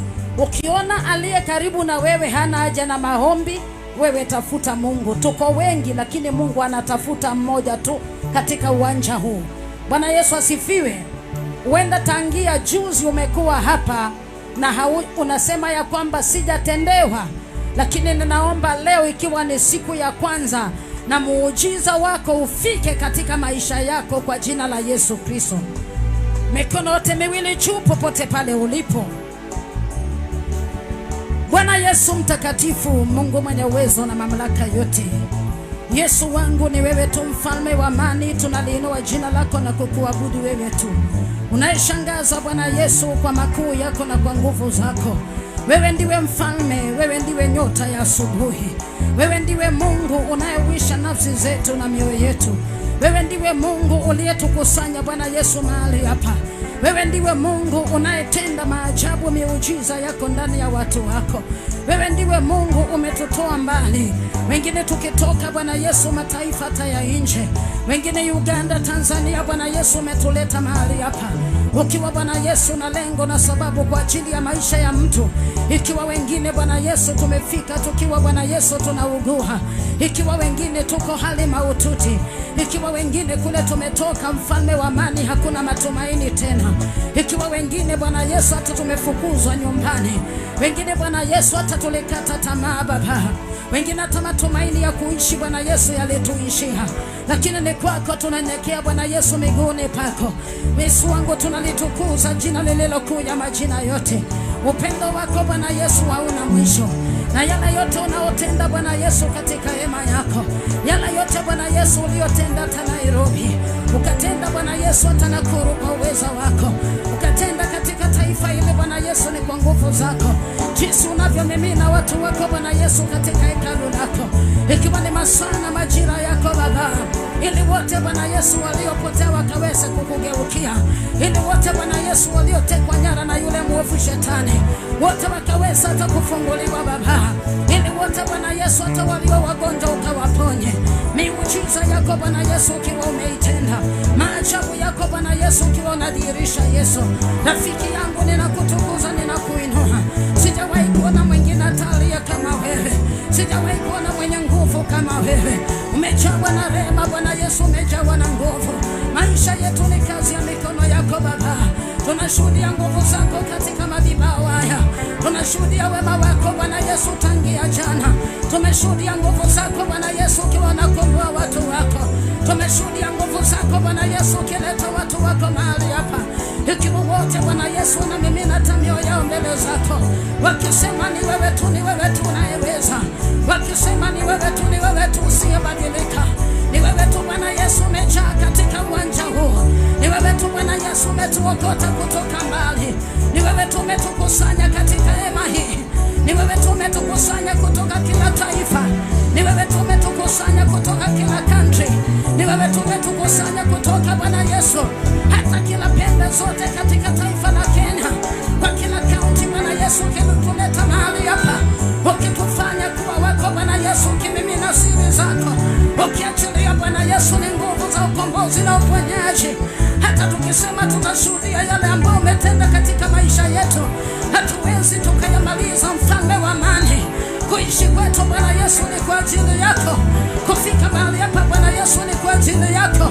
Umetawala kwa uwezo wako wa kipekee, umetawala kwa nguvu zako Bwana Yesu, umetawala kwa nguvu za kifalme, umetawala kwa mamlaka yako Yesu.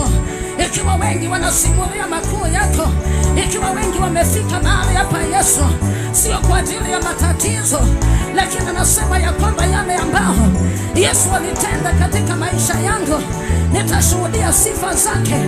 Wema wake mataifa wamjue, wema wake mataifa washuhudie, wote walimwengu wakapate kumgeukia, watambue ya kwamba hakuna mwingine kama Yesu, na makuu yako Bwana Yesu unapoyatenda.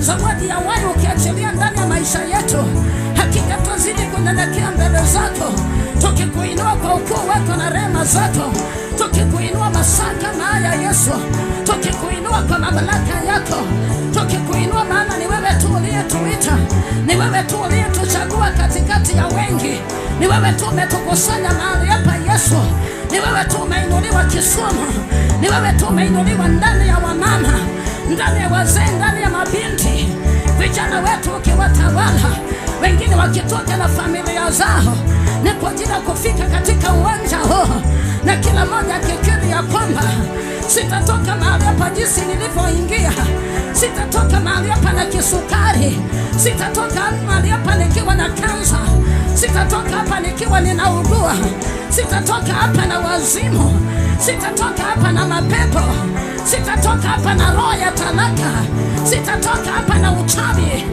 ikiwa inatesa maisha yangu, sitatoka hapa nikiitwa tasa.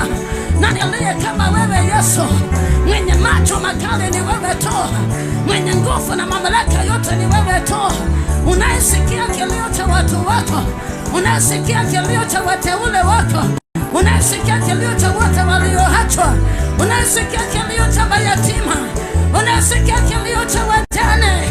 Ni nani aliye kama wewe Baba? Unastahili heshima zote Bwana Yesu.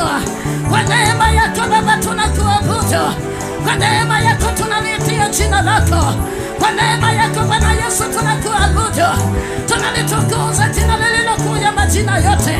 Kwa neema yako tutaacha kukuinua, hatutaacha kukuabudu Baba, maana kama sio wewe Yesu, wengine hatungeonekana. Kama sio wewe Bwana Yesu, HIV ingetumaliza. Kama sio wewe Bwana Yesu, wachawi wangekuwa wametuteremsha kwa mchanga. Kama sio wewe Bwana Yesu, hata kansa ingetutafuna. Kama sio wewe Bwana Yesu, madevu worship wangejipiga kifua, ni kwa ajili ya kuangamia kwetu. Kama sio wewe Bwana Yesu, tungeitwa nani? Tungeitwa nani? Kama sio wewe, tungekuwa wapi? Kama sio wewe, majina yetu yangekuwa yamesaulika. Kama sio wewe, wanadamu wangeweza kututambua, makaburi yangetutambua, wodi ingetutambua, ICU ingetutambua. Kama sio wewe, tungekuwa wapi Yesu? Makuu yako ukiyatenda, ukiwa unatupokea, ukiwa unatutawala, ukiwa unainuliwa, ukiwa unatupanguza machozi, ukiwa unaachilia nuru yako, ukiondoa kila giza, ukiondoa kila vifungo, ukiondoa kila laana, ukiondoa mauti, ukiondoa vifo vya mapema, neema yako ikatutawale, ukaanze nasi Yesu, na ukaachilia damu yako itutakase kwa ibada hii, itutakase kwa madhabahu haya, itutakase Mfalme wa amani. Wakati tunainuliwa Kisumu, damu yako ikatutakase, ukapeleleza mioyo ya watu wako, ukapenya kila kona, kila pembe, ukapenya katika nyumba za wateule, ukapenya Bwana Yesu, ukiporomosha kila kuta, ukivunja kila madhabahu, ukiangamiza kila utawala wa giza, ukiondoa kila uchafu na unajisi wote, ukiondoa kila mitego yote ya giza, ukiondoa miungu yote ya kigeni, ukiondoa kila madhabahu ya uganga, ukiondoa kila madhabahu ya uchawi. Wakati unatawala Kisumu, na damu yako ikatakase mji huu, ukatakase Kisumu yote, ukatakase Bwana Yesu taifa hili, ukatakase anga ya Kisumu, ukatakase Kisumu na viunga vyake. Yesu wangu, ukiwa unainuliwa, maajabu yako ukiwa unayatenda, tuko hapa Baba kwa ajili yako. Unajua ya kwamba hatupendezi, unajua kwamba sisi ni watu wenye dhambi, unajua ya kwamba hatufai kamwe. Unajua ya kwamba tustahili kusimama hata mbele ya uso wako Baba. Makosa yetu Bwana Yesu yanabisha katika mlango wako. Mpaka lini mfalme wa amani tutakuacha tufate ulimwengu? Mpaka lini tutakuacha Baba tufate anasa ya dunia hii? Mpaka lini tutakuacha Yesu tufate madhabahu yasiyofaa? Na wewe ndiwe Mungu unayeweza, kwa mamlaka yako na uweza wako, mwenye nguvu na mamlaka yote. Uweza wako ni wa kipekee Baba, uweza wako ni wa ajabu Bwana Yesu. Usitufiche uso wako, usiwe mbali nasi Bwana Yesu. Makosa yetu na dhambi zetu isije ikawa nzito mbele zako. Rehema zako ni nyingi Baba. Rehemu mji wa Kisumu, rehemu watu wako Baba, rehemu hata wazazi wetu, rehemu ndugu zetu wanaopotea, rehemu ndugu zetu waliokamatwa hata na wachawi na waganga, rehemu ndugu zetu waliokamatwa na madhabahu yasiyofaa, rehemu ndugu zetu waliokamatwa na ulevi na usherati, mitego yote ya giza, mishale yote na maroho yanayotoa watu kwa Mungu. Ukaweza kutuondolea Yesu na kutakasa maisha ya watu wako. Nilinganishe na nini upendo wako, mwana-kondoo wa Mungu. Nani kama wewe uliyechinjwa Baba, ukimwaga damu yako kuleta ukombozi? Ni kwa ajili ya mwanadamu apate kukombolewa. Ukatazama mwanadamu ukajua ya kwamba ni mtu anaishi katika dhambi, ni mwanadamu anayependa dhambi, lakini damu yako Baba inatukomboa Yesu, inatuokoa Baba kutoka kwa dhambi zote, kutoka kwa maovu yote, kutoka kwa vifungo, kutoka kwa laana, kutoka kwa ulevi, kutoka kwa ujambazi, kutoka Bwana Yesu hata kwa kuwavya mimba, kutoka kwa uuaji, kutoka kwa uongo, kutoka kwa masengenyo, kutoka kwa usherati. Damu yako Bwana Yesu ikitakasa watu katika uwanja huu, katika taifa la Kenya. Wingu hili ni lako, anga hii ni yako. Unaitakasa Yesu, ukiondoa kila falme, ukiondoa kila madhabahu, ukiondoa kila utawala, uking'oa kila giza, uking'oa kila vifungo, ukiondoa kila mitego yote. Nasi tukuone Yesu wakati unatuunganisha katika madhabahu haya. Bendera ya ushindi wetu ni wewe, ni kwako tunakimbilia, ni kwako tunanyenyekea. Usiwe kimya Baba, usiwe mbali nasi Yesu, usinamaze masaa haya. Tukikumbuka ulikotutoa ni machozi Yesu, tukikumbuka Baba wewe ulikotuokota ni machozi Yesu. Nani atajipiga kifua akasema ni nguvu zake? Nani atajiinua akasema ni uweza wake? Hata kupokea pumzi ya uhai ni kwa neema yako. Wako matajiri na wenye fedha, wako wengi wanaotajwa kwa majina, lakini fedha haiwezi kuwasaidia. Tunakuhitaji wewe Yesu, ukae nasi ututawale, ukae nasi utupokee, ukae nasi ukasikia kilio chetu. Maombi yetu yapate kibali, maombi yetu yakubalike mbele ya uso wako, mbele ya kiti chako cha enzi. Wakubwa kwa wadogo wakilinua jina lako, ukikamata anga hii kwa nguvu zako Yesu, ukikamata Kisumu kwa nguvu zako Maridima, ukikamata Kisumu kwa roho wanaabudu na moto wa maombi, ukikamata Kisumu watenda kazi, intercessor, wachungaji, ushers, security, kila mmoja, wakubwa kwa wadogo. Nani mwingine kama wewe? Unatawala Baba, hakuna aliye mkubwa wala hata mdogo. Sote ni mali yako, Tunanyenyekea kwako, uliye mkubwa ni wewe. Dhihirisha nguvu zako, dhihirisha moto wa maombi, dhihirisha vipawa, dhihirisha ukombozi katika ibada hii, katika madhabahu haya. Ukikamata kila falme, ukikamata kila roho, ukikamata uchawi, madhabahu ya kuzimu, mishale na kila laana zikamatwe kwa jina la Yesu.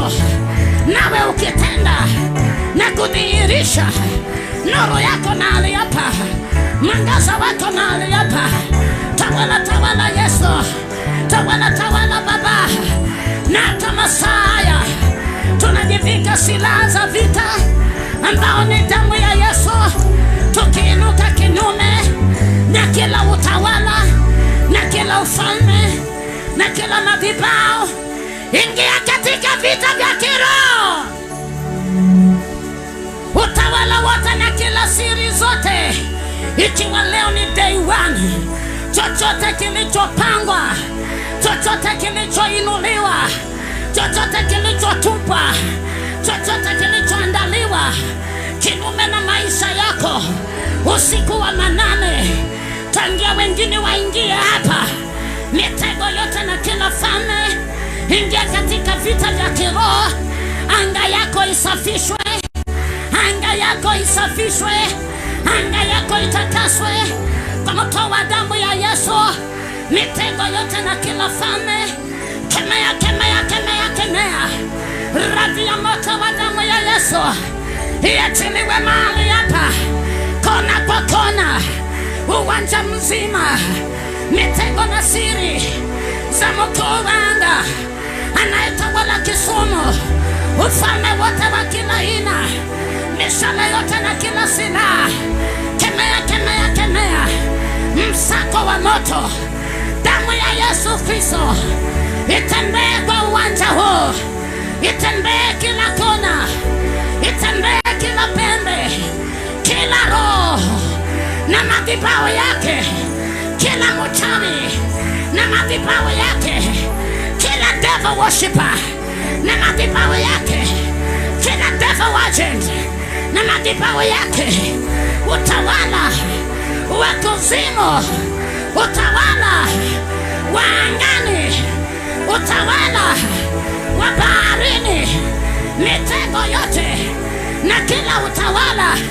Shetani una uwezo, achilia uwanja huu, achilia wamama, achilia wazee, achilia vijana, achilia mabinti zetu, achilia watoto wadogo, achilia kila boma. Mishale ya moto idunga kila roho, ipige kila madhabahu, ipige maroho yaliyojificha ndani ya watu, ndani ya watu. Mitego yote, maroho yaliyokuvaa yakamatwe, yakamatwe. Msako kila mahali, ndani ya uwanja, nje ya uwanja, kila mahali, kila mahali. Mitego yote ikamatwe, ikamatwe. Madhabahu ya kupinga Injili, madhabahu ya kurudisha watu nyuma, madhabahu ya kukamata watu, madhabahu ya kutoa watu kwa Mungu. Mitego yote na siri, kuvunjika moyo, kukata tamaa, kufungukiwa imani, mahangaiko yote, mateso ya kila aina, magonjwa yasiyoisha, mauti kwa familia, mauti nyumbani, mauti Kisumu, mitego na kila nira, mauti Western, mitego na kila siri, mauti Baringo, utawala wa kila aina, mauti Kisii, mauti Naivasha, mitego na kila utawala, ufalme wote wa kila aina, mishale yote na kila utawala. Kemea, kemea, kemea, kemea. Kila roho inayo masikio ikamatwe, iachilie maisha yako. Siku hizi 3 ni siku za mtu kufunguliwa. Kila kamba na minyororo ikatwe, kila ukuta uliokufunga, iliyozuia safari yako, iliyozuia baraka zako, kila ukuta uporomoke, ipigwe na nyundo ya damu ya Yesu. Blood of Jesus. Kisumu yote na viunga vyake, moto moto moto moto, itembee kwenye ardhi. Moto moto moto moto, itembee katika anga hii. Moto moto moto moto, itembee kila pembe. Moto moto moto moto, chochote kilichozuia uponyaji wako. Kila siku ni mahangaiko, kila siku ni kutembea mara kwa waganga, unakimbilia uhai wako, unatafuta uhai wako. Leo hii kila roho iliyokamata maisha ya mtu, wengine ni ulemavu, wengine ni kudhoofika mwili, wengine ni kansa, wengine ni HIV, anahesabu miaka 30 akitumia madawa, wengine ni kansa.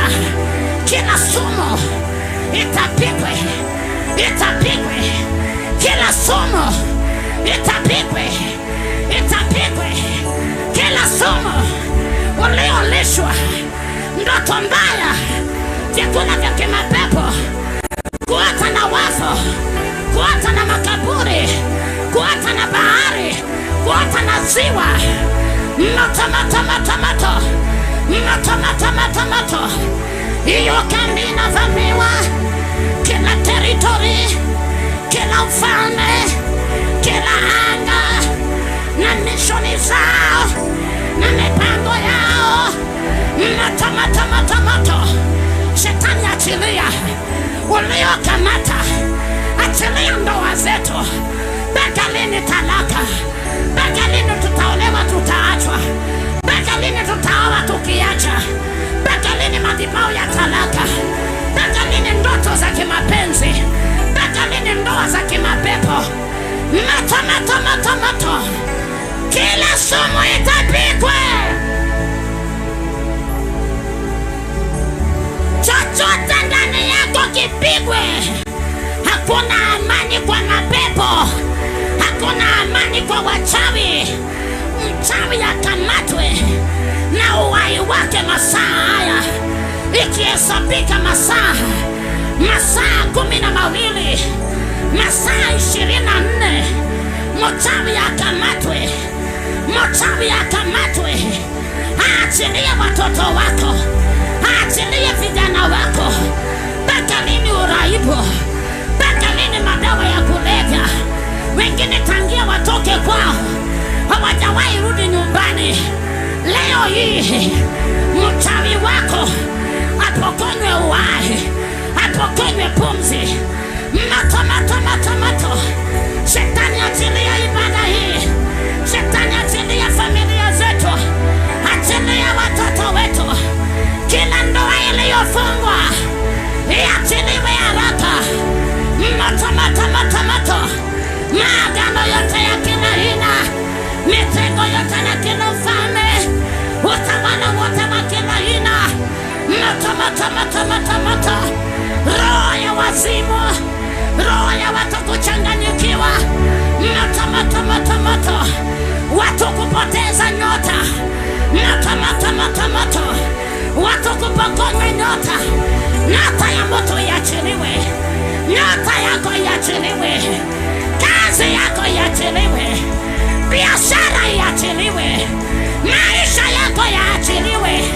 Nyota iliyozikwa itolewe ndani ya makaburi, itolewe baharini, itolewe kuzimu, itolewe kwenye mapango ya Kisumu, itolewe kwenye mapango ya baharini. Mitego yote na kila utawala, vuruga kila falme, vuruga kila anga, vuruga kila siri zote, vuruga kila madhabahu, vuruga roho ya umasikini, vuruga madeni, kukataliwa, laana za kila aina, vuruga vuruga vuruga, kushika mimba na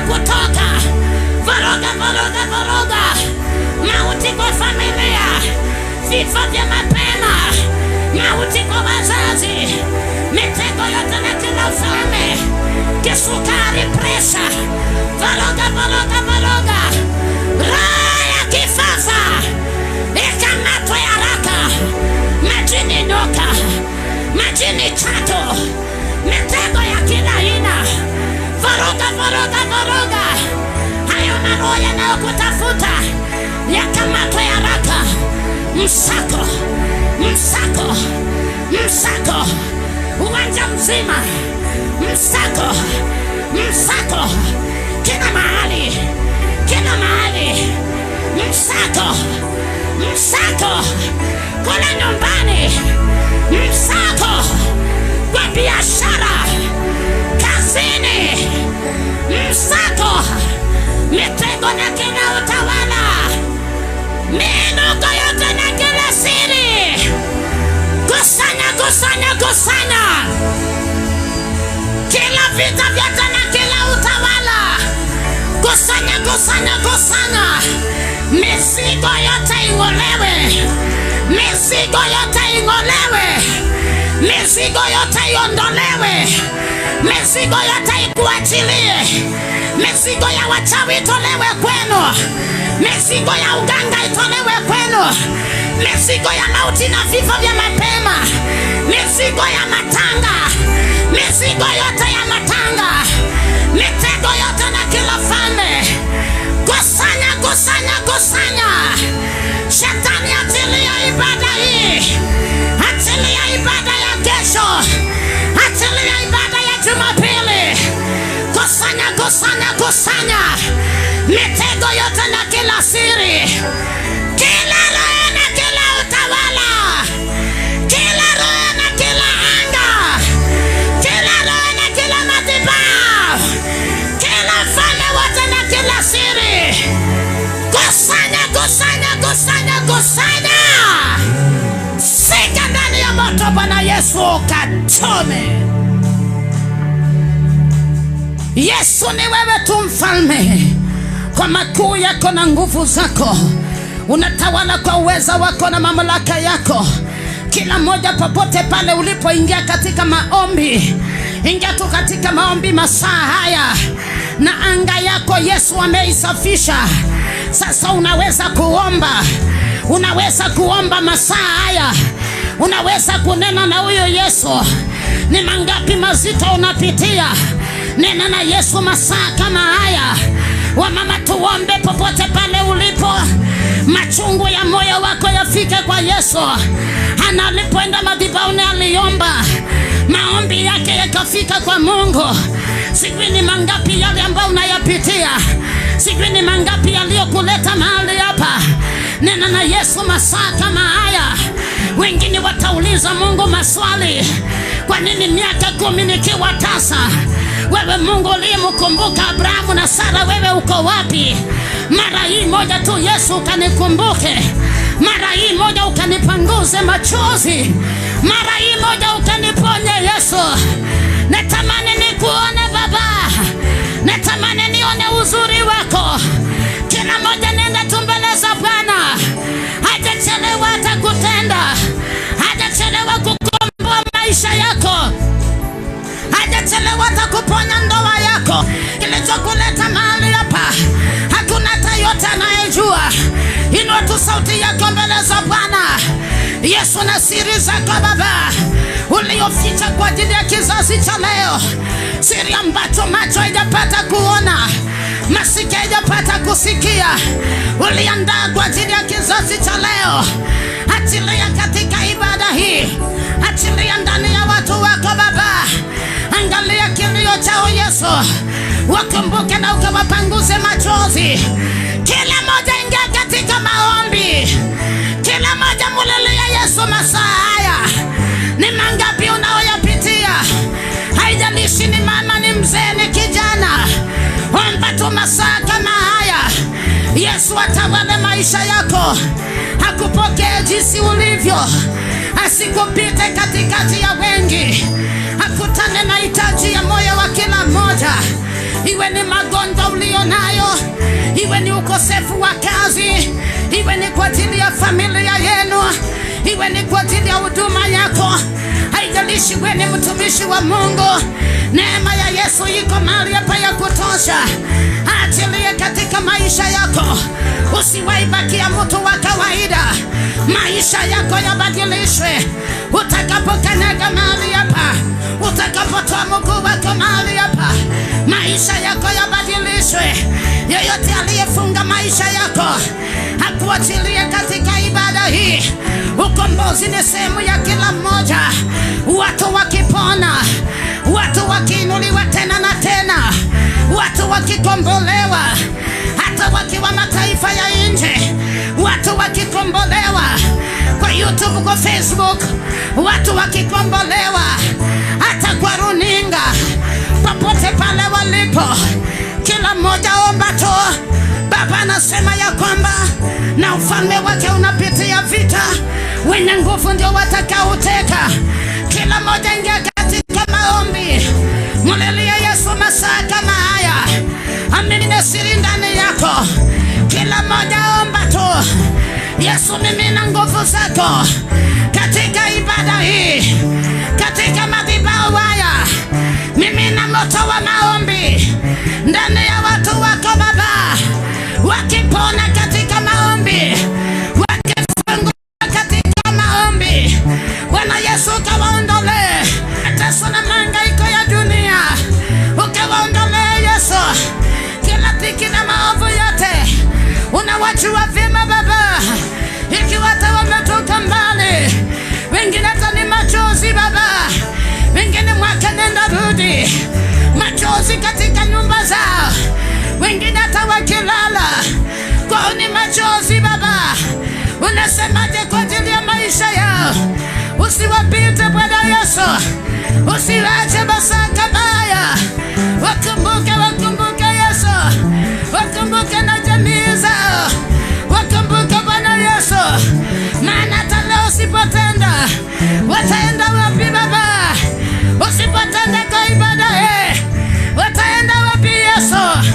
Usipotenda masaa haya, tutaitwa nani Baba? Tukumbuke na ukatujalie neema ya ukombozi, neema ya uponyaji, neema ya mafanikio, nyota nzuri ndani ya wetu. Ikiwa wengine wamesoma, hakuna kazi, hakuna mafanikio, wataenda wapi Baba? Wengine tunatani mali pekuwekeza ni vinyo vyetu, hakuna mali Baba hata ya kulala Yesu. Wengine tunalala kwenye mitaro, tutaenda wapi Baba? Tumekuja kwako, nasikia kilio cha watu wako Yesu, waliyefanya agano na wao, waliyetuita Bwana Yesu, waliyetuokota kutoka mbali, waliyetuokota kule tulikotupa, waliyetuokota kwenye matope, waliyetuokota mavumbini. Hatuna mwingine kama wewe, unastahili sifa zote Baba, ukatupigania Yesu. Mioyo yetu ya kutamani, mioyo yetu ya kungoja Baba usiku na mchana Yesu, mioyo yetu ya kulilia. Hatutaacha kukuabudu, wengine tutaishi kama Bwana Yesu, tunaishi kama ndege wa angani, hatuna pa kukimbilia. Sikia kilio cha mioyo yetu, sikia kilio cha yule mama, sikia kilio cha watu wako, sikia kilio cha ile familia. Tutakimbilia wapi Baba? Imekuwa ni machozi Yesu, imekuwa ni kicheko Baba. Sikia kilio cha mioyo yetu, ukituacha tukarudi nyumbani na majira ya Bwana Yesu, tutaenda wapi Baba? Tutakimbilia wapi Yesu? Ni wapi tutaweka vichwa vyetu? Kwa neema yako Yesu, kwa nguvu zako za ajabu, kumbuka watu wako Baba, kumbuka Kisumu Bwana Yesu, kumbuka hata watu wako kule waliko, ukaweza kuonekana Baba, jinsi ambavyo unavyotuita, ukaweza hata kuwarehemu na wote Bwana Yesu wakombolewe. Ukimwata ni magonjwa, wengine waliwekwa kwenye mizimu, ukiwatoa huko Bwana Yesu, wengine hata waliwekwa kwenye makaburi, ukiwatoa huko Bwana Yesu, wengine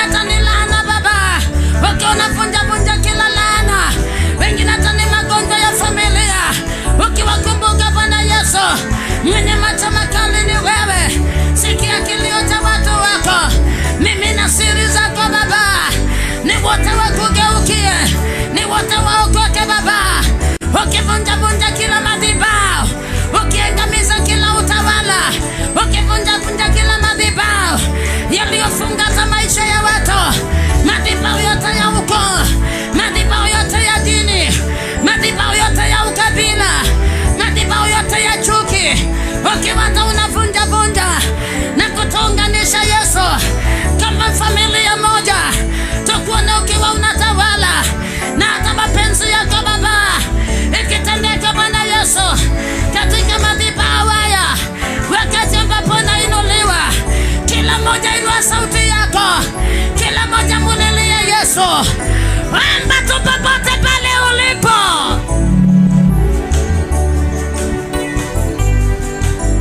Iko neema ya Yesu Kristo. Inua tu sauti yako, mulilie Yesu.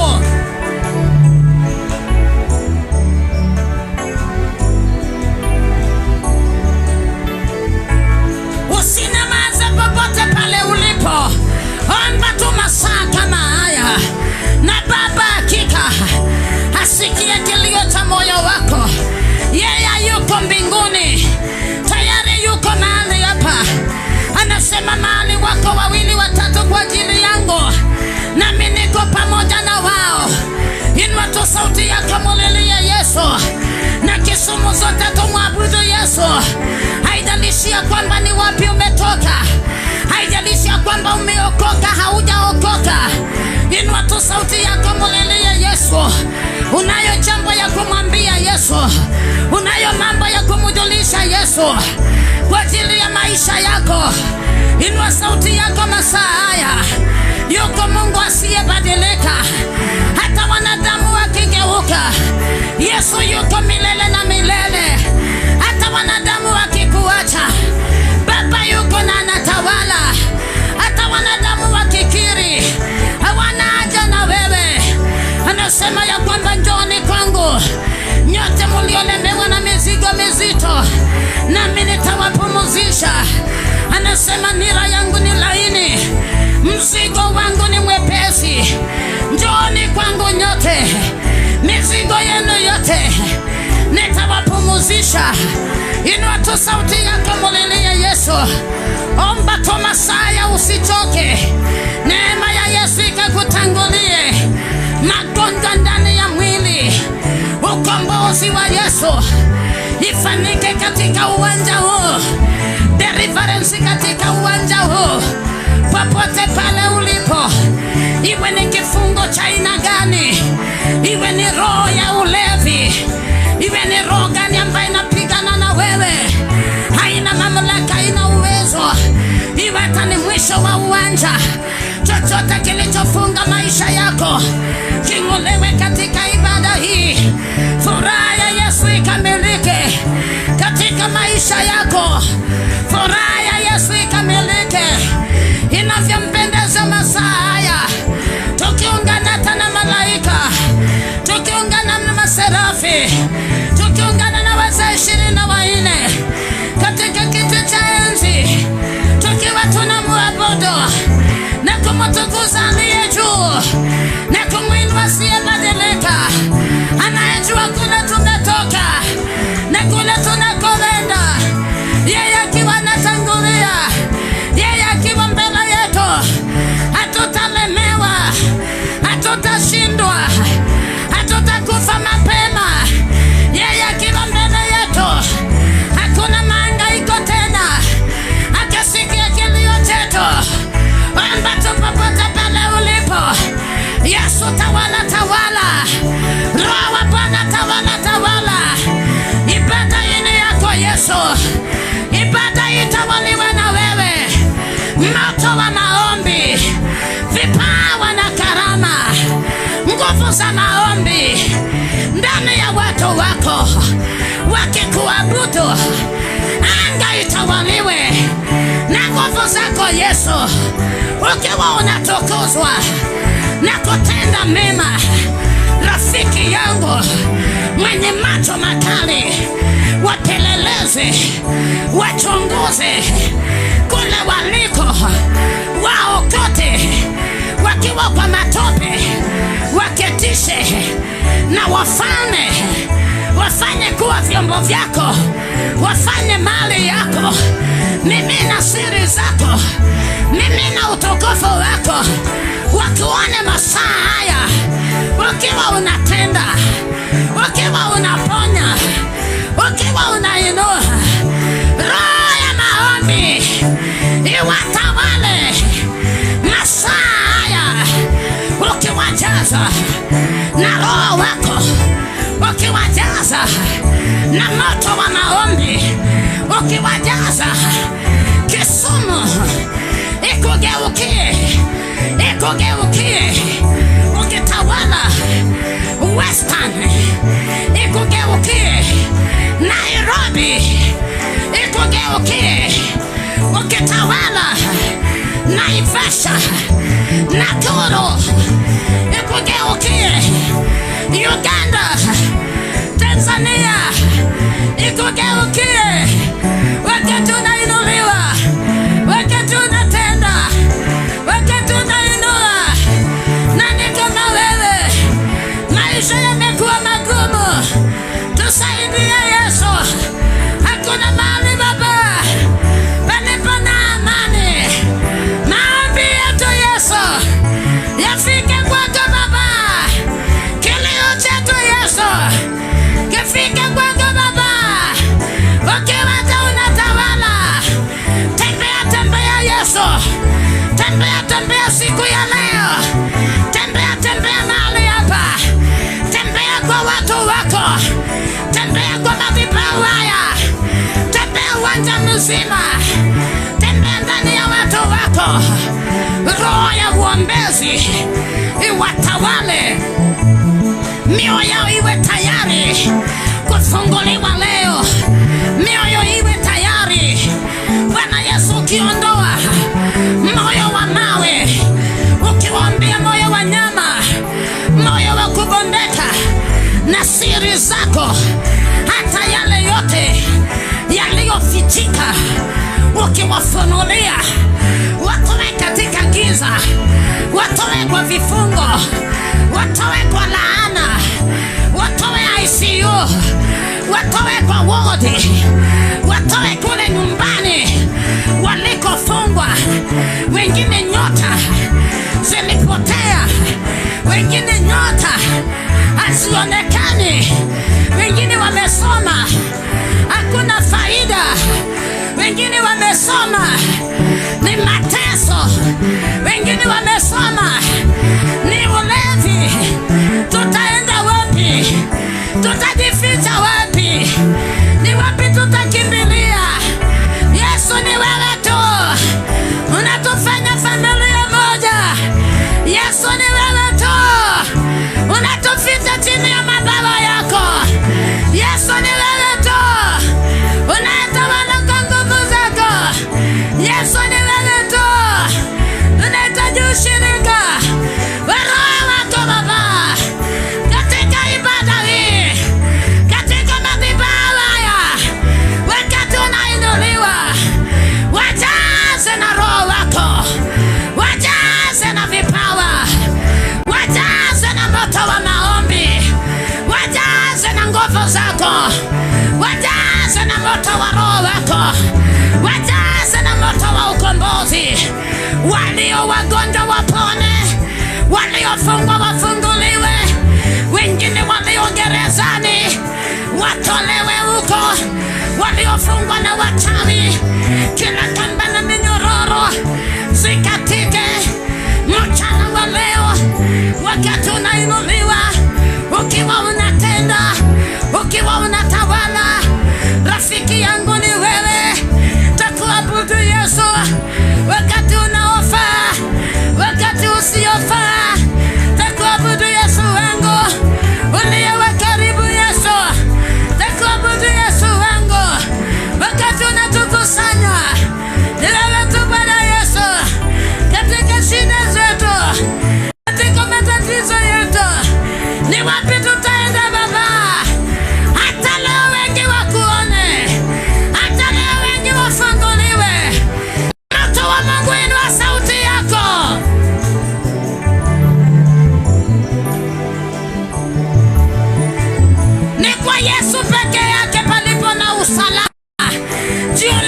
maswali, umeenda kwa waganga hakuna msaada, wengine wamefilisika, fedha zote zimeisha. Amezunguka kila mahali, amezunguka mpaka mataifa ya nje, lakini magonjwa ni yale yale. Yuko Yesu asiyebadilika, hakutane na hitaji ya moyo wako. Omba tu masaa haya, maisha yako yatawaliwe na Yesu. Amekufanya kuwa mali yake, amekufanya kuwa chombo chake. Inua tu sauti yako, Yesu kaweze kuwatawala. Wakumbuke Baba, ukaonekane na ukatende mema. Wakati unakumbuka Baba, walioko hapa, walioko mbali, walioko mataifa ya nje, kule waliko Bwana Yesu, wengine wakiwa njiani, wengine wakiwa angani Baba, watawale Yesu, ukaweza kutuhurumia. Chochote kile Bwana Yesu kinachoweza kututenganisha na wewe, kinachotutenganisha na ufalme wako, ukaweza kutuondolea Yesu, na ukatawale maisha ya wengi, ukatawale anga zao Baba, na hata ukaweza kuwakusanya. Ikiwa wengi wako njiani wanakuja, ikiwa wengi wako mbali Baba, ukiwakusanya hata ukiwaleta, ukitawala mji huu Yesu, ukitawala Nyanza yote Baba, ukitawala Bwana Yesu Tani Western, ukitawala Bwana Yesu Mombasa yote, Ukamene yote ukitawala, ukitawala kaunti zote 47 Baba, ukitawala viongozi wetu Yesu, ukiwa unatukusanya kama familia moja, na damu yako ikitutakasa na kuyafutilia mbali makosa yetu, maovu yote na kila falme, madhabahu yote yaliyoinuliwa, ukiyafutilia mbali Baba, wakati unaachilia damu yako na kutakasa watu wako Yesu, ukiondoa yote yasiyofaa. Onekana Bwana Yesu, katawale, usitufiche uso wako. Natamani hata niuone ufalme wako Baba na maajabu yako Bwana Yesu. Ni kwako tunanyenyekea, hakuna talia mkamilifu, ni wewe tu Bwana Yesu. Achilia usafi wako, tunyenyekea kwako Baba, tunyenyekea miguuni pako. Wengi wanakuhitaji Yesu, usihesabu hata makosa yao. Damu yako Bwana Yesu inatusafisha, inatutakasa, ukiondoa yote yasiyofaa, mahangaiko yote na kila misukosuko, ngome zote na kila vifungo, ukiwa Bwana Yesu natuondolea na kuachilia tena damu yako na kutakasa hata kila mmoja. Ukitakasa Kisumu Baba, unawajua watu wako Yesu, tunapotoka sehemu mbalimbali, ikiwa tani madhabahu yako yameinuliwa katika mji wa Baba, ukitawala, ikiwa ni revival Baba, ukiachilia tena damu yako na kututakasa Bwana Yesu, usihesabu hata makosa yetu. Ni kwako tunanyenyekea, tuoshe kwa damu yako Baba, tutakase Yesu. Kila mmoja nenda tu mbele za Bwana, mwambie tu Baba kusamehe yale yote tumemkosea, kwa kuweza, kwa kunena, kwa kusikia, yale yote tumetenda yaliyo ni kinyume, yaliyo ni machukizo mbele za Bwana. Kanisa tukaweze kutubu na Baba kaweze kutusamehe, aondoe kila pigo na kila nira, miinuko yote na kila siri zote, miinuko yote ya kila aina, dhambi zote hata za wazazi, chochote kile ambacho kinahesabiwa hata kinyume na maisha yetu, Baba kaweza kutuondolea, achilie usafi na utakatifu wake. Hata wakati tunamwabudu, maombi yetu yapate kibali, maombi yetu yafanyike manukato, harufu nzuri mbele za Bwana, yeye akitutakasa na kutuondolea kila maovu yote, misukosuko yote ya kila aina. Wengine walikamatwa na usherati, wengine walikamatwa hata na ulevi, wengine wamekana msalaba wa Yesu, wengine wamekamatwa na madhabahu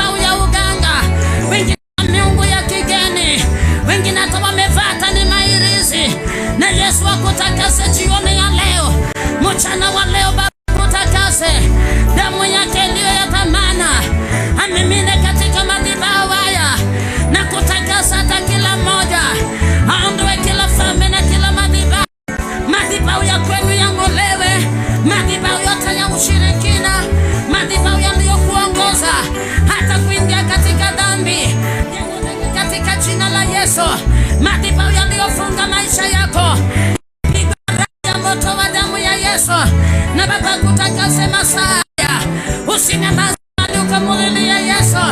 Baba ukaachilie damu yako. Nitakase Yesu. Sihitaji mwingine kama wewe.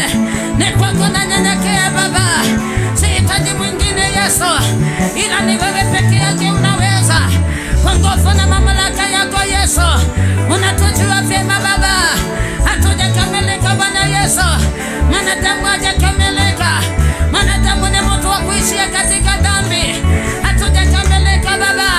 Wengine hata ni dhambi za wazazi, wengine hata ni madhabahu ya nyumbani, wengine hata ni madhabahu ya nyanya, wengine ni madhabahu yaliyojengwa inatutenganisha hata na wewe. Achilia hata ni damu yako, uwatakase watu wako, uwaoshe kwa damu yako, uyafute makosa yetu, uyaondoe kila pigo Baba, ukaondoe kila maangamizi yote, ukaondoe utelezi wa kila aina, ukaondoe kila mabaya yote, ukaondoe zote Baba. Bwana Yesu kiu ya dhambi, ukaondoe roho ya usherati, ukaondoe tamaa zote za ulimwengu, ukaondoe kila madhabahu yote, ukaondoe hata roho ya ushirikina, ukaondoe kila vifungo vyote vya ukabila, vifungo vyote vya dini, maroho na madhabahu ya kututenganisha, ukayafutilie mbali Baba, na hata ukatakase maisha ya watu, na situkuona ukiwa unatenda kwa uwezo wako na nguvu zako, kwa mamlaka yako Bwana Yesu, ukainuliwa tena zaidi. Achilia damu ya Baba, takasa kila mmoja, takasa mawaya na ibada hii, takasa ngaika na Yesu, takasa mzima, takasa mtumishi wako, takasa watendakazi wote, takasa wote katika uwanja, takasa wote walioko njiani, takasa njia zote na barabara zote, takasa Bwana Yesu anga zote, ukiondoa kila mitego yote Baba, ukiondoa kila falme zote Yesu, ukiondoa kila madhabahu ya giza, ukiondoa kila maangamizi yote, unapoinuliwa zaidi na zaidi, hata kwa upendo wako mkuu na nguvu zako, wakati unainuliwa Baba, elekea kwamba wewe ni Mungu, hata kwa upendo wako mkuu, na hata jina lako likainuliwe, kachukue nafasi ya kwanza Baba, na kututakasa Bwana Yesu, wakati pokea, ikiwa ni siku ya kwanza Yesu, na siku ya pili ukaonekane, na siku ya tatu Baba,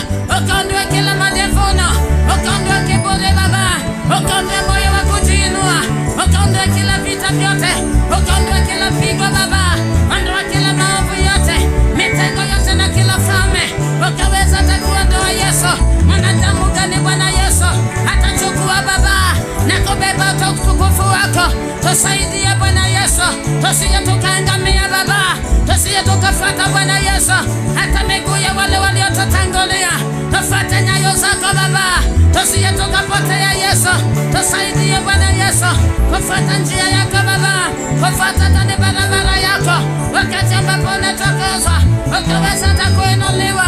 Aliye mkubwa ni wewe, uliye kiongozi ni wewe, wakuinuliwa ni wewe Yesu, wakupewa sifa ni wewe, wakutukuza ni wewe, mwenye macho makali ni wewe, unayejua Bwana Yesu hatima ya maisha ya mwanadamu, mwisho wa mwanadamu ni wewe. Tusaidie Bwana Yesu, na ukatutakasa Baba, kwa damu yako Yesu, ukaweza kututakasa, ukaondoa kila mishale yote, ukaondoa kila maangamizi yote, ukaondoa kila uchafu wote Baba, ukaondoa kila mitego yote, usiruhusu hata roho zetu ziingie katika dhambi Baba, usiruhusu hata roho zetu zivutiwe na ulimwengu Baba. Natamani tukuone Yesu, yatufanya Baba inayosomeka, yatufanya vyombo vyako Baba, yatufanya kuwa kielelezo kwa wengi, yatufanya kuwa wako Bwana Yesu, na wakatawala maisha yetu, na wakatawala mteule wako, na wakatawala watu wako, na wakatawala watumishi wako, ukanitawala Bwana Yesu, kanyenyekeshe kwako Baba, aniunganishe na madhabahu yako, Roho wako na ifanye kazi katika tani madhabahu haya, hata maneno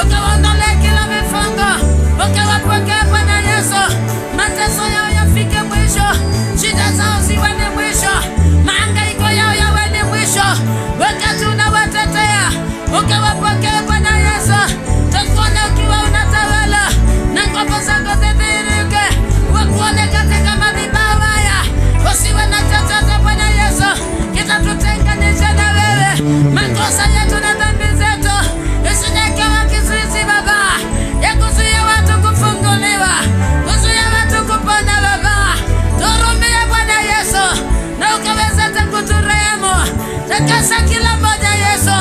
Nitakase kwa damu yako. Takasa hata mtumishi wako. Takasa watumishi wako Baba. Takasa kila mmoja mahali hapa. Na ukatuunganishe Yesu. Tukiwa familia moja. Ukatuunganishe Baba. Injili yako Bwana Yesu ikatukomboe. Na damu yako Baba ikatutakase na kutupatanisha. Tuwe wako Baba. Tuwe wako Baba. Uwe ndani yetu Yesu. Tuwe wako Baba. Ukatutetee Yesu. Ukatupokee Baba. Nawe ukatawale. Na nguvu zako zikijaa katika madhabahu haya, katika uwanja mzima, hata kwenye ardhi Baba, anga ikitawaliwa na nguvu zako Bwana Yesu. Wakati unawaita wakiwakumbatia Baba na kuwaficha chini ya mabawa yako, wakusanye maelfu ya watu, nguvu zako zikatembee katika ibada ya leo, katika kipindi cha neno, wakati wa ukombozi. Ondoa tani ukawaida, ondoa udhaifu wote Baba, ondoa kila mitego yote, ondoa kila mahangaiko yote. Wakumbuke watu wako Baba, watendee hata ni mema, wagonjwa hata wakipona, waliofungwa wakifunguliwa. Ondoa kila laana, ondoa magonjwa sugu, ondoa madhabahu ya uchawi iliyoinuliwa hata Kisumu, madhabahu yote ya uganga, madhabahu yote ya ushirikina yapigwe na radi ya moto wa damu ya Yesu. Madhabahu yote yaliyoinuliwa kinyume na mkutano huu yakamatwe kwa jina la Yesu. Madhabahu yote yaliyoinuliwa, madhabahu yaliyogandamiza maisha ya watu waliona nyota Baba, hata matumaini yamewaishia. Watetee, watetee, maana wachawi na waganga wanawawinda hata kila siku. Wamama wanakulilia na watoto wao Baba. Watetee, watetee Yesu. Mwenye macho makali ni wewe. Fungua maisha ya watu wako, waite kule waliko, wakusanye waje wakuabudu, wakusanye wote Baba, waite wote kule waliko, waite kutoka pembe zote, wakusanye maelfu ya watu, walete Baba, walete wote Bwana Yesu, walete vijana na mabinti zetu, ukawafungwa na ukawape nyota, wawe Baba inaosomeka hata kwa wazazi wao, kwa familia zao. Ondoa kila madhabahu ya uchawi inaopigana na vijana wetu, madhabahu inaopigana na mabinti zetu, madhabahu inapigana na familia, madhabahu inapigana na wazazi wetu. Yakamata, yangolewe katika jina la Yesu Kristo. Mishala yote na kila nira, Yesu wangu kitawala, ukombozi wako Baba ianze masaa kama haya. Deliverance Bwana Yesu ianze masaa kama haya. Mitego yote ya giza iachilie watu, kila kamba na minyororo waliofungwa na wachawi, madhabahu yao yangolewe, madhabahu ya uchawi yapigwe na wote wafunguliwe, watolewe ICU, watolewe ndani ya wodi, wakiwakusanya Baba, watolewe ndani ya makaburi, watolewe Bwana Yesu hata baharini Baba, kule nyota zao ziliwekwa, watolewe huko Yesu, ukiwata unawakusanya na kuwaleta Bwana Yesu. Familia ikikombolewa, iwe ni delivery mpaka hata kule nyumbani, hata mataifa ya nje. Moto wa ukombozi, moto wa nguvu zako, moto wa uponyaji, wakitolewa ICU, moto wa uponyaji, wakitolewa kwa wodi, moto wa ukombozi, wakitolewa gerezani, ukiwata unawaita ni wote wakombolewe, wagonjwa wapone katika uwanja huu, katika uwanja huu, katika madhabahu haya, wagonjwa wapone, wagonjwa wapone. Damu yako Yesu isambaye kila mahali, isambaye kwa mishipa, isambaye kwa mifupa, isambaye kwa nyama ya miili yetu, isambaye hata kwa ngozi.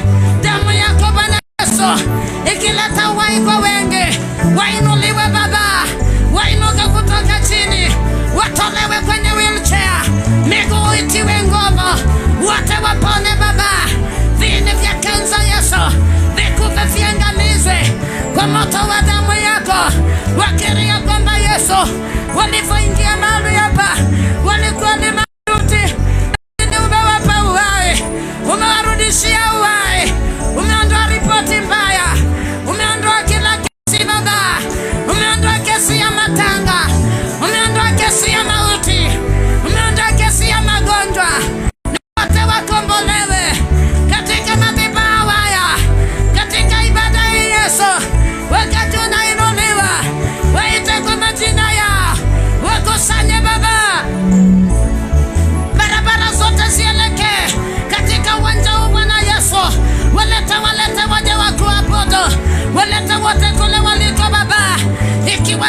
familia, takasa njia na barabara zote.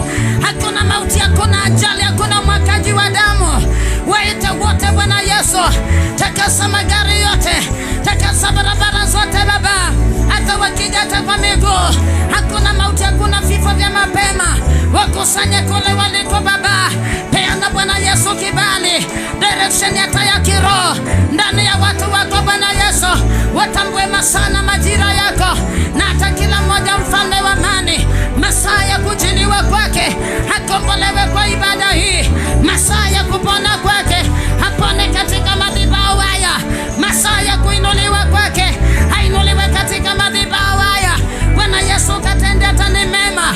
Waite kule waliko Baba, walete waje wakuabudu, walete Bwana Yesu wapone, walete kutoka Bwana Yesu mataifa yote ya nje, walete Baba kutoka kaunti zote 47, wakusanye wote walete. Natamani Yesu wangu niyaone hata ni makuu yako, na yale yote uliopanga, uliokusudia hata Kisumu ukiyatenda Bwana Yesu, uliopanga Kisumu Baba. Ondoa kila uzito, ondoa kila anga mbaya, ondoa kila vifungo vyote Kisumu Bwana Yesu. Iwe ni moto wa injili usiku wa manane Baba, mchana Bwana Yesu, asubuhi hata na jioni. Iwe ni moto wa maabudu, iwe ni moto wa injili yako kwa siku 3 Baba, na situkuone ukitawala. Waite kule waliko, wakombolewe kwa ibada hii, wakombolewe katika neno, wakombolewe Bwana Yesu.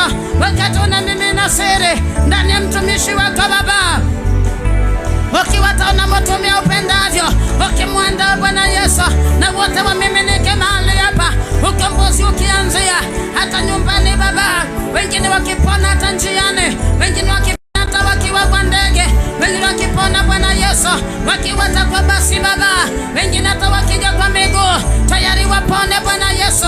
Kila magonjwa hata ndani yao, kila mitego yote ya giza tumbaya zingolewe, vifungo vyote Baba, uvimbe wote wa kila aina, sumu zote Baba zingolewe hata ndani yao, wapone katika ibada hii. Wote waje Baba, washuhudie makuu yako, wote waje Bwana Yesu, washuhudie hata ni nguvu zako, wote waje Bwana Yesu, washuhudie hata ni mema yako katika madhabahu haya, wote washuhudie Baba utukufu wako mahali hapa, ikiwa hata ni madhabahu na mtumishi wako Baba, utukufu wako kajae katika uwanja mzima. Kila pila Bwana Yesu ni mahali hapa itawaliwe na nguvu zako, wote wakombolewe Baba, wafanye kuwa vyombo vyako, na utukufu wako Bwana Yesu ukajae ndani ya kila mmoja, nguvu zako zikajae katika hata ni uwanja mzima. Wakati unainuliwa ibada ya Bwana Yesu, tawala Baba, tawala hata ni madhabahu, tawala uwanja mzima, ikiwa ni miale ya moto kona zote Bwana Yesu katika hata ni uwanja huo, hata kule waliko Baba, washuhudie hata ni mema yako, wakusanye wote waje, maelfu ya watu wako, na siku ya leo Baba, na siku ya kesho Baba, hata ni Jumapili wakitoka mbali Baba, wakikusanyika Yesu, hata na familia zao, jamii zote Bwana Yesu, wakitufanya Baba watoto wa familia moja, na kutukomboa Yesu. Damu yako Baba ikitutakasa na kutukomboa Baba, usikubali hata mauti, usikubali vifo vya mapema, ukawapewa Yesu, ukaondoe roho ya mauti ndani ya watu wako Baba. Kansa inayoangamiza watu, arthritis Baba, presha inaokula maisha ya watu, kisukari inaangamiza watu, ukaweza hata kuondoa, watakase kwa damu yako, na wote wapone Baba, wasikie hata sauti yako, wakuone Baba ukitawala. Nasema ya kwamba Bwana Yesu unatuwazia mawazo mema, tenda Bwana Yesu katika ibada hii, katika madhabahu, katika anga hii, tenda Yesu, tenda ndani ya watu wako, tenda Kisumu yote Baba, tenda katika taifa la Kenya, tenda ukiachilia amani, tenda ukiondoa roho ya mauti, ukiondoa hata vifo vya mapema, ukiondoa vita vya kila aina katika taifa la Kenya, na situkuone ukitawala, amani patika Baba, katika ni taifa ile, ondoa minuko yote ya kila aina, ondoa kila vita vyote Baba, ondoa kila sala yote, tuunganishe Bwana Yesu kama hata ni familia moja.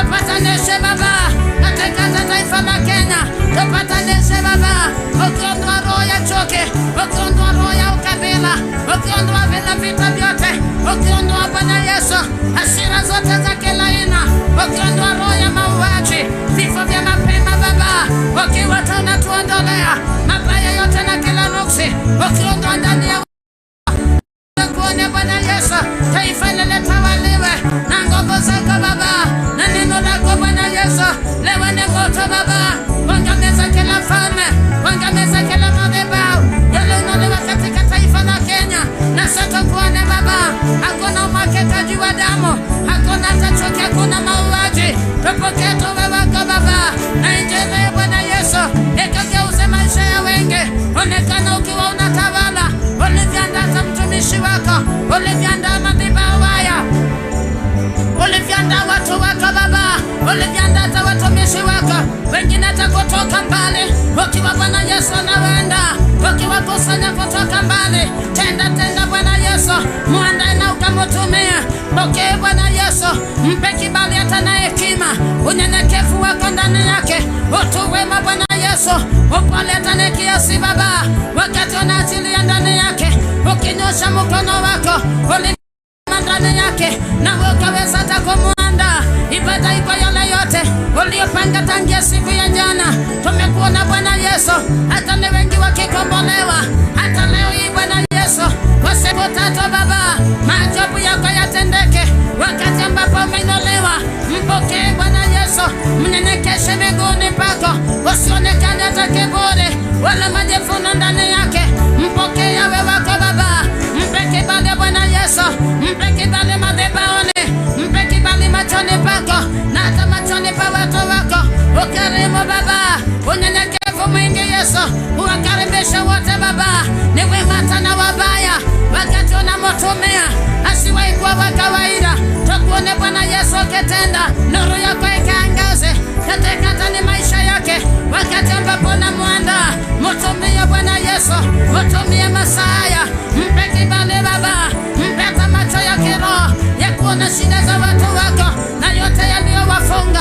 Bwana Yesu muandae, mpe kibali Baba, utambua yale yote yaliyofanyika Baba ndani ya watu wako, afanyike Bwana Yesu, umfanye chombo chako, ufanyike nabii wa kweli ndani yake Bwana Yesu, unapotabiri Baba ndani yake ukamutumie kama kipaza sauti Yesu, unyenyekevu hata mwingi, ondoa kila mishale na nira, ondoa dhana mbaya Baba, ondoa kiburi na majivuno, ondoa Bwana Yesu maneno yasiyofaa, ondoa kila mitego yote, mpe kibali Bwana Yesu, injilini kwa ajili yako, injilini kwa ajili ya watu wako, umemuita na sababu Baba, ukamuteua katikati ya wengi, mfanye nyota ya asubuhi, mfanye chombo chako Baba, mfanye kuwa wako Bwana Yesu, mfanye kuwa mali yako Baba, mtumie jinsi upendavyo, mtumie kama chombo chako, mfanye Bwana Yesu hata ni chombo chako Baba, kama microphone Bwana Yesu, ukamutumie jinsi upendavyo, na yale yote uliyopanga yote yatendeke Baba, katika madhabahu haya yakifutilia mbali, yako yafanye kazi, unamuinua Yesu, utukufu hadi utukufu, unamuinua Yesu, ikiwa ni siku ya kwanza, tawala Bwana Yesu, tawala ibada ya leo, tawala mtumishi wako, tawala kinywa chake, wakesha tani moto wa ukombozi ndani yake, moto wa nguvu zako, mafuta yako Baba, ikiwa inaterereka kutoka kwa madhabahu haya ndani yake Bwana Yesu, ikiingia ndani ya watu wako, mavazi yake Bwana Yesu yatawaliwe na nguvu zako, wakati ambapo unamuandaa, mavazi yake Bwana Yesu yatawaliwe na nguvu zako, wakati unamutumia asiwe wa kawaida, tukuone Bwana Yesu ukitenda, ewe yako Baba, utatenda tani mema, utatenda ndio ni mapenzi yako, utatenda kwa nguvu zako, utatenda ukimuinua, utatenda Bwana Yesu, utamutumia kama chombo, na nguvu zako Bwana Yesu zikaandamane naye, mpokee Bwana Yesu, siri zilizofichika ukamfunulie katika madhabahu haya,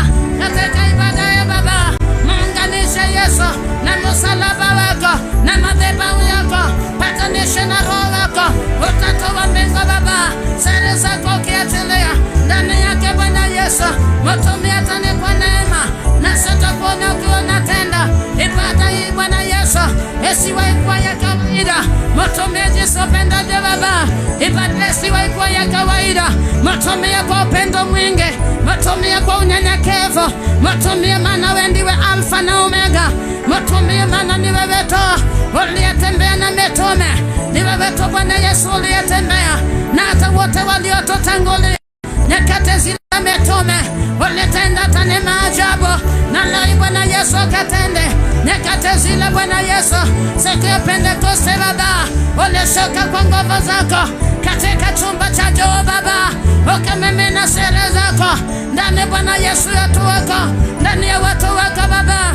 Mpokee na ukamtumie, ingia ndani yake Baba, tuwa ndani yake Bwana Yesu, fanya makao ndani yake, ukaweza hata kumtumia asiwe kuwa wa kawaida, ukaweza hata kumtumia uwe pamoja naye Baba.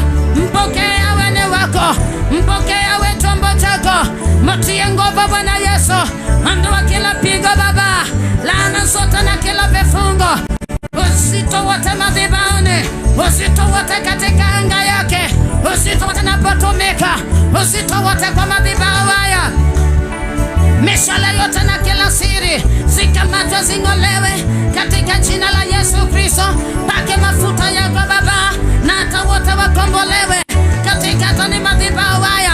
Pake mafuta yako Baba, wote wakombolewe katika ibada ya leo, na Bwana Yesu ukamtumie, ukamwandae Bwana Yesu pate pale alipo Baba, ufunua tawe neno lako na nguvu zako ndani yake, wakati ambapo anamtumia asiwe kuwa wa kawaida, na situkuone ukiwa unatenda na sifa zako zikavume, utukufu wako Baba katika tani madhabahu haya. Uinuliwe Bwana Yesu, unayetenda tani mema, unayetenda mambo ya ajabu.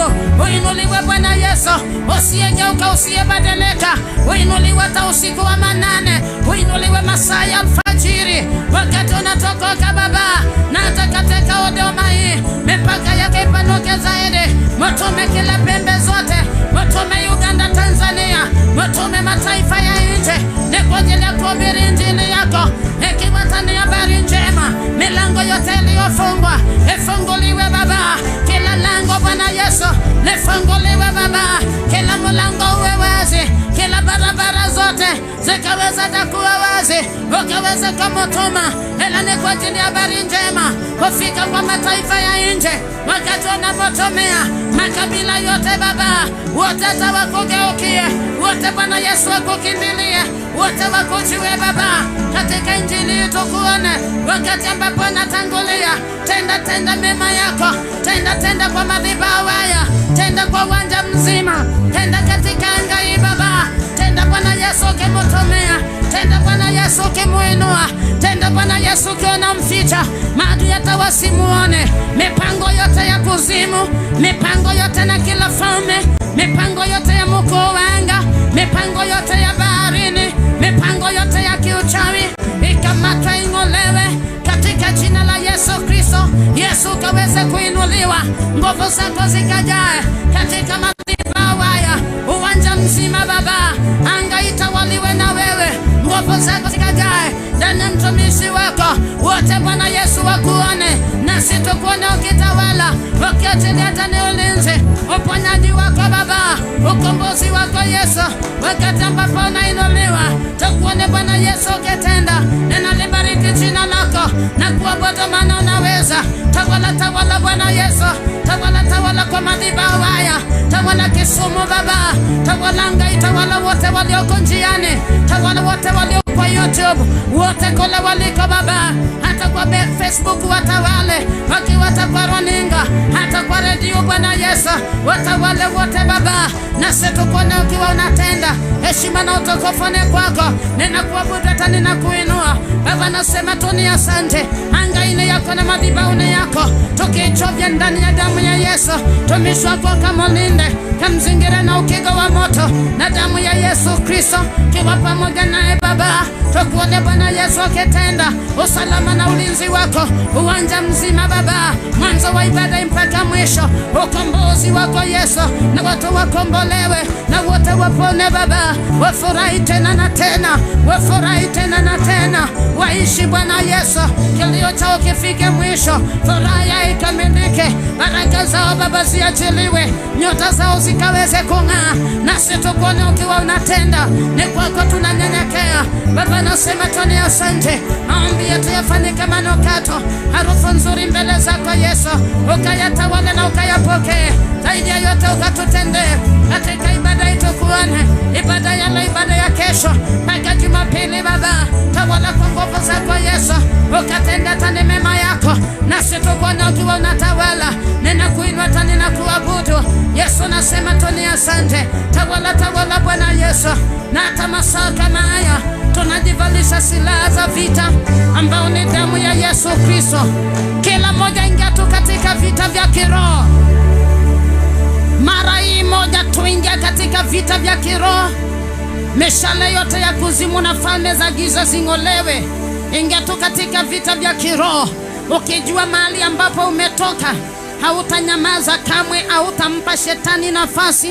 Ukijua kule ambako umetoka, ukijua familia yako yale ambao wanapitia, hautanyamaza kamwe na hautahurumia mtu mchawi, hata muganga mpango wa kando. Roho yoyote ambayo inandama familia yenu, roho yote ambayo inapigana na maisha yako, roho yote ambayo inatesa maisha yako, imetesa maisha yako tangia utotoni, mitego yote na kila siri, jivalishe tu silaha za vita ambao ni damu ya Yesu.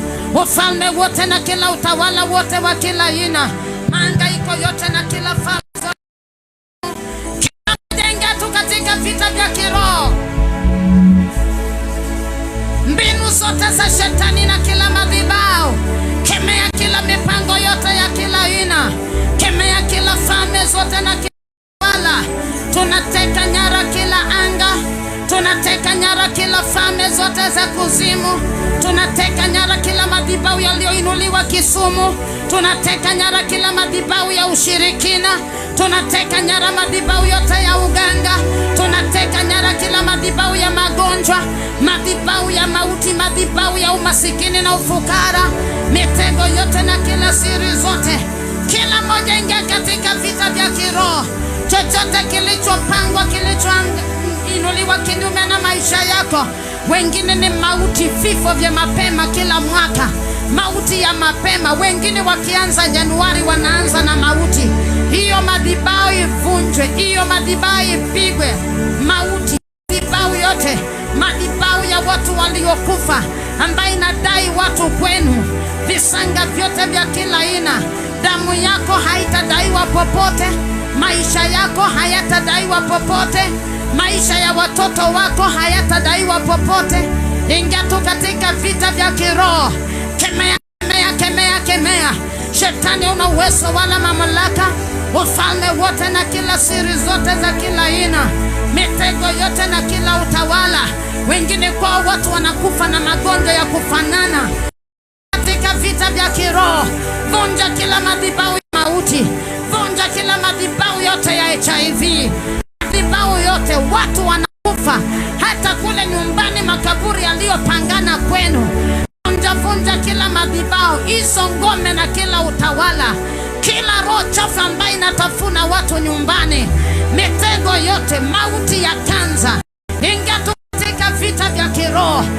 Chochote kilichoandaliwa, mamlaka yote ya kila aina, vuruga kila miamba yote, madhabahu yote na kila utawala. Mtu wa Mungu usiwe na huruma. Chochote kilichoinuliwa, wengine tangia utotoni ni magonjwa yasiyoisha, wengine tangia utotoni ni umasikini na ufukara, wengine tangia wamalize masomo hawajawahi pata kazi.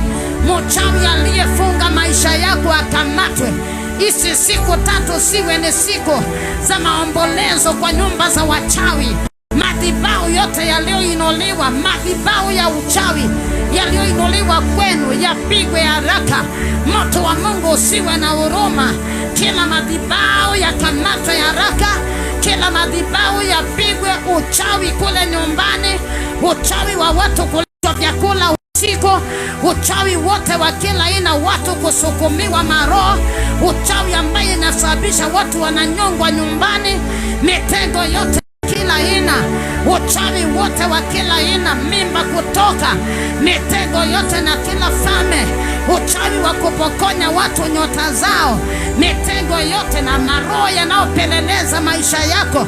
Hata ukisema ubadilishi mahali, hata taoni, bado hayo maroho yanakuandama.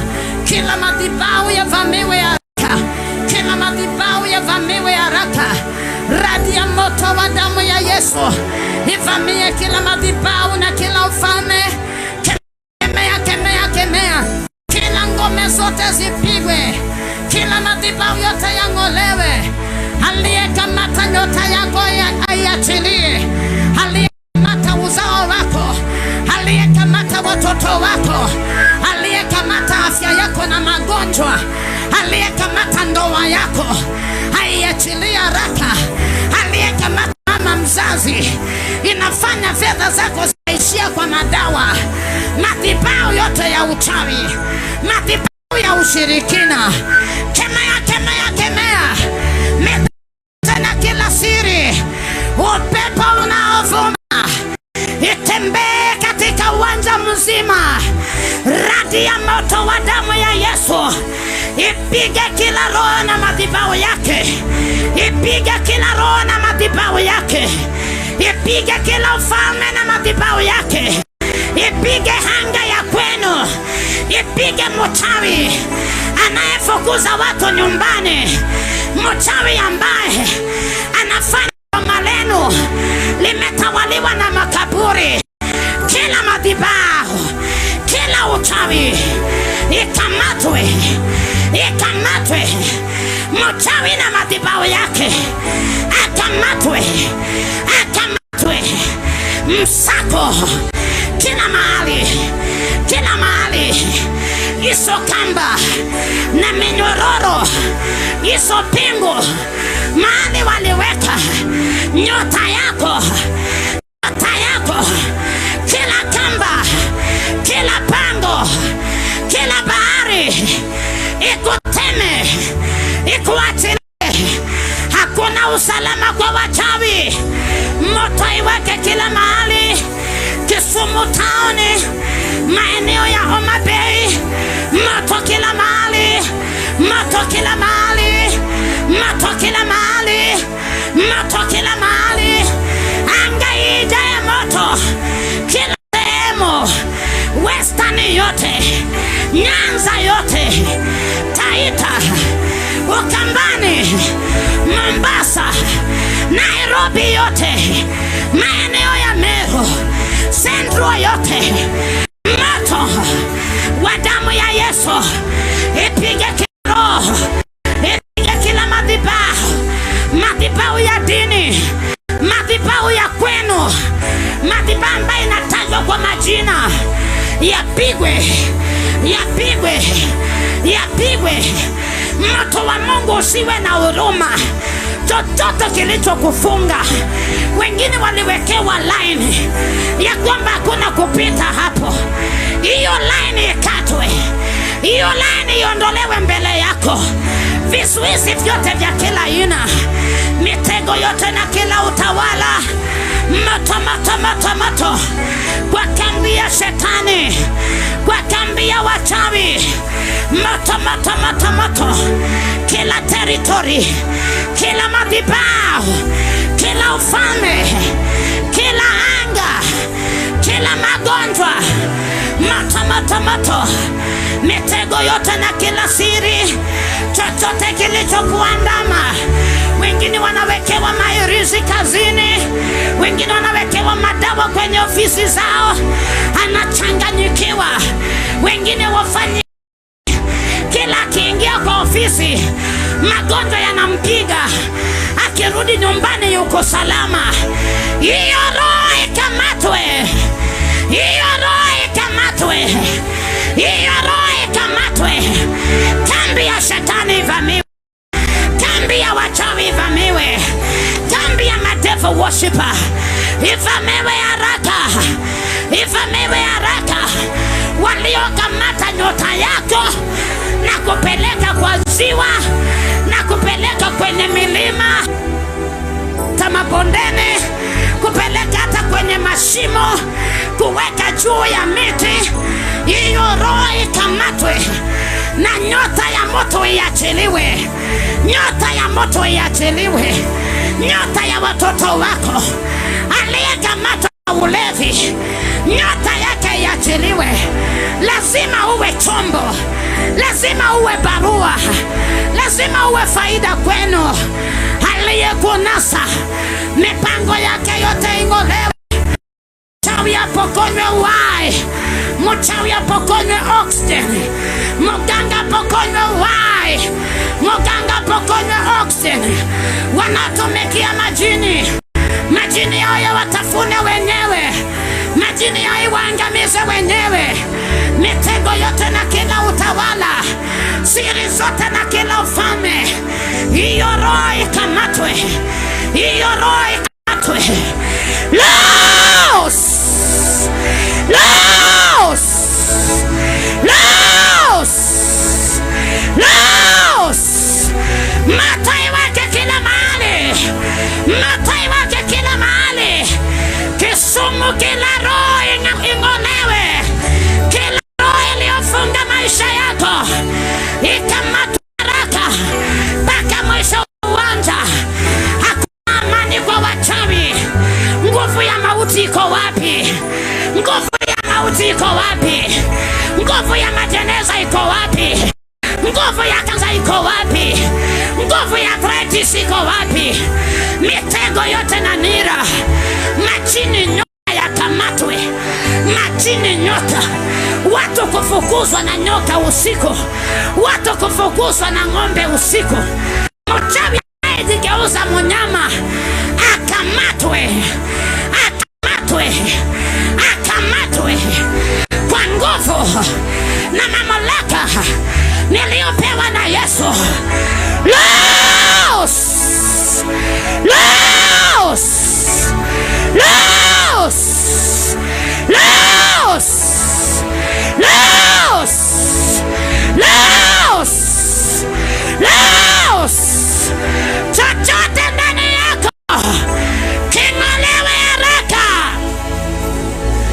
Tusiwahi ndani yako mitego yote na kila nira, vitu vinavyotembea kwa mwili, vitu vinavyotembea kwa damu, vitu vinavyotembea kwa mifupa, vitu vinavyotembea kwa akili. Wengine wanaongeleshwa usiku, wengine barabarani anaitwa, wengine wanaitwa usiku. Yoyote anayefuatilia maisha yako akamatwe haraka.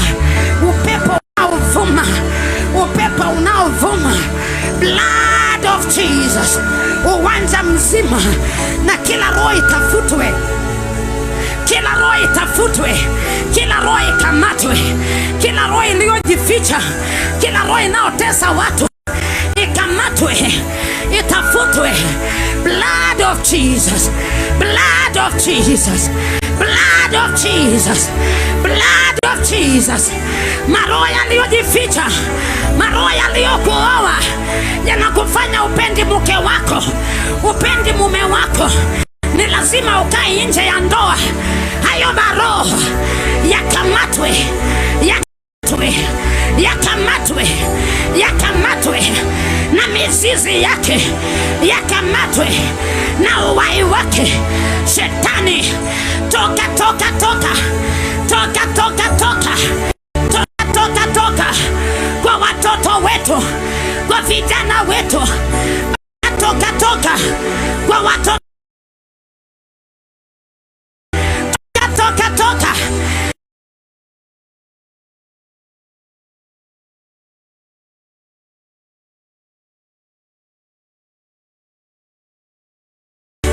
Achilia vijana mitego na siri, usherati, talaka inaotuma watu kuzini nje ya ndoa, mitego na kila siri, hiyo roho ikamatwe. Toka, toka, toka, toka. Nyamba ya shetani ipasuliwe, watu watolewe, watu watolewe nje.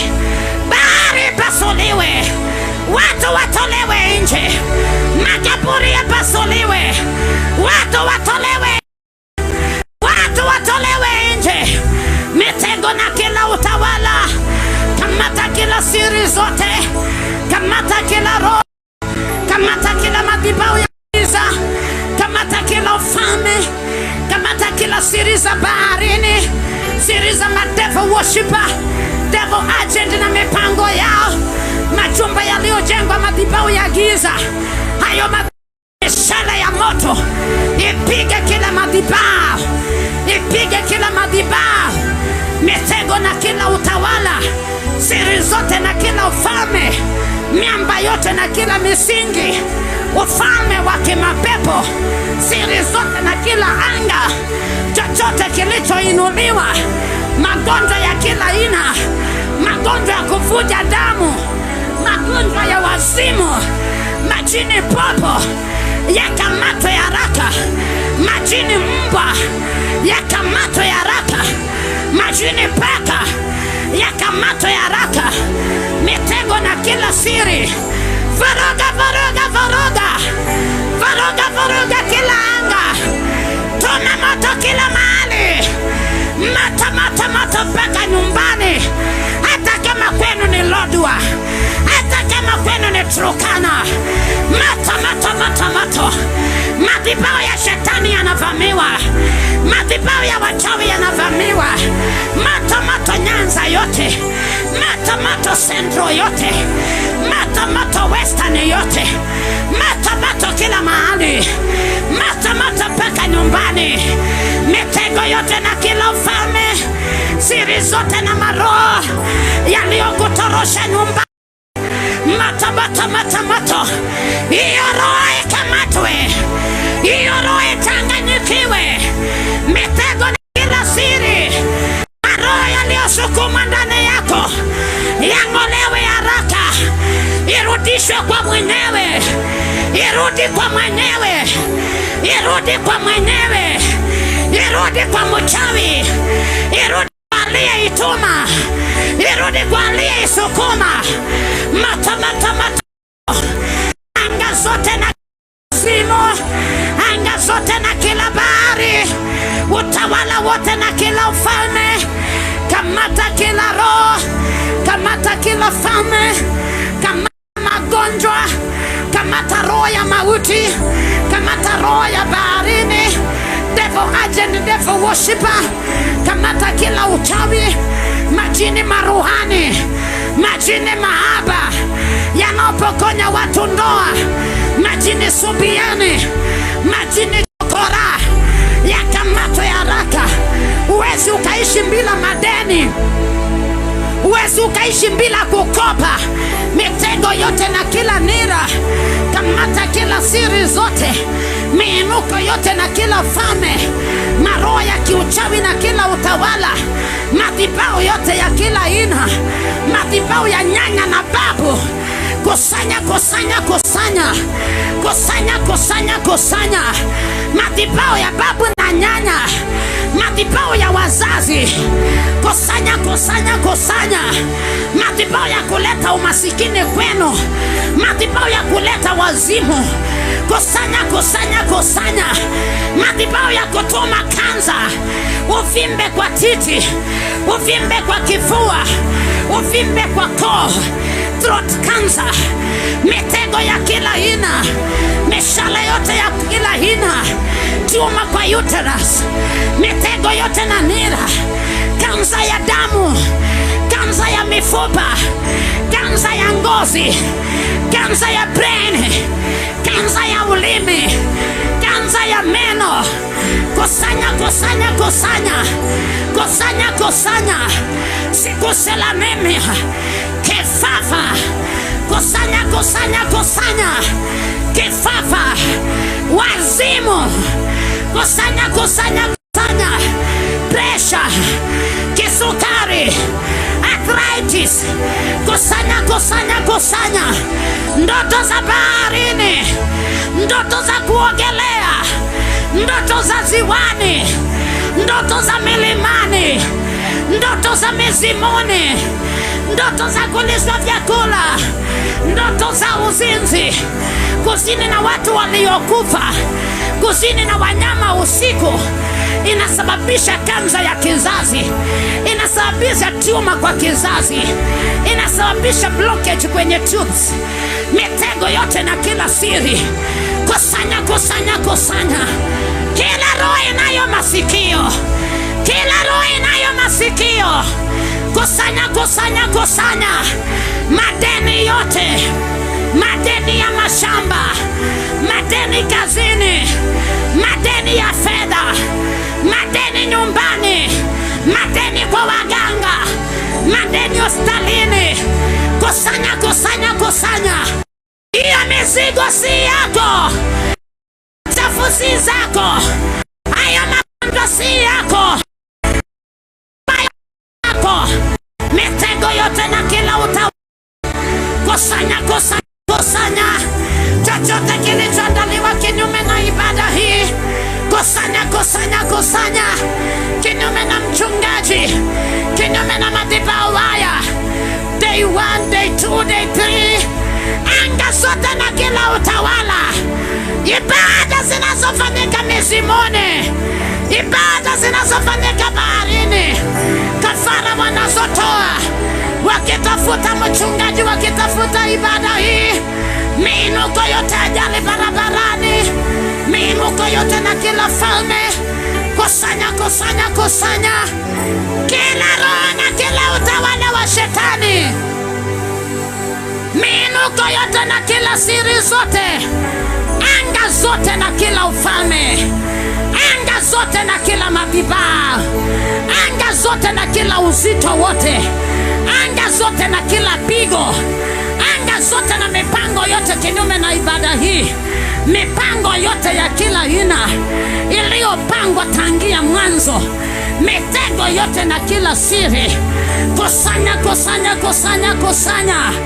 Maagano yote na kila utawala, maagano yote ya damu na visanga vyote, madeni yote na kila siri zote, sumu zote za kila aina, mitego yote na kila utawala, kusanya, kusanya, kusanya.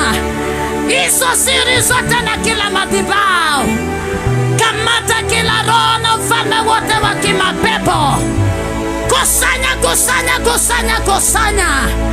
Kamata kila roho kinyume na mchungaji, kamata kila roho kinyume na huduma yake, kamata kila roho hilo inuliwa kinyume cha neno, miinuko yote na maroho ya kutoa watu kwa Mungu, visirani vyote na visanga vyote vya kila aina, anga zote, miinuko yote na kila utawala, kusanya, kusanya, kusanya.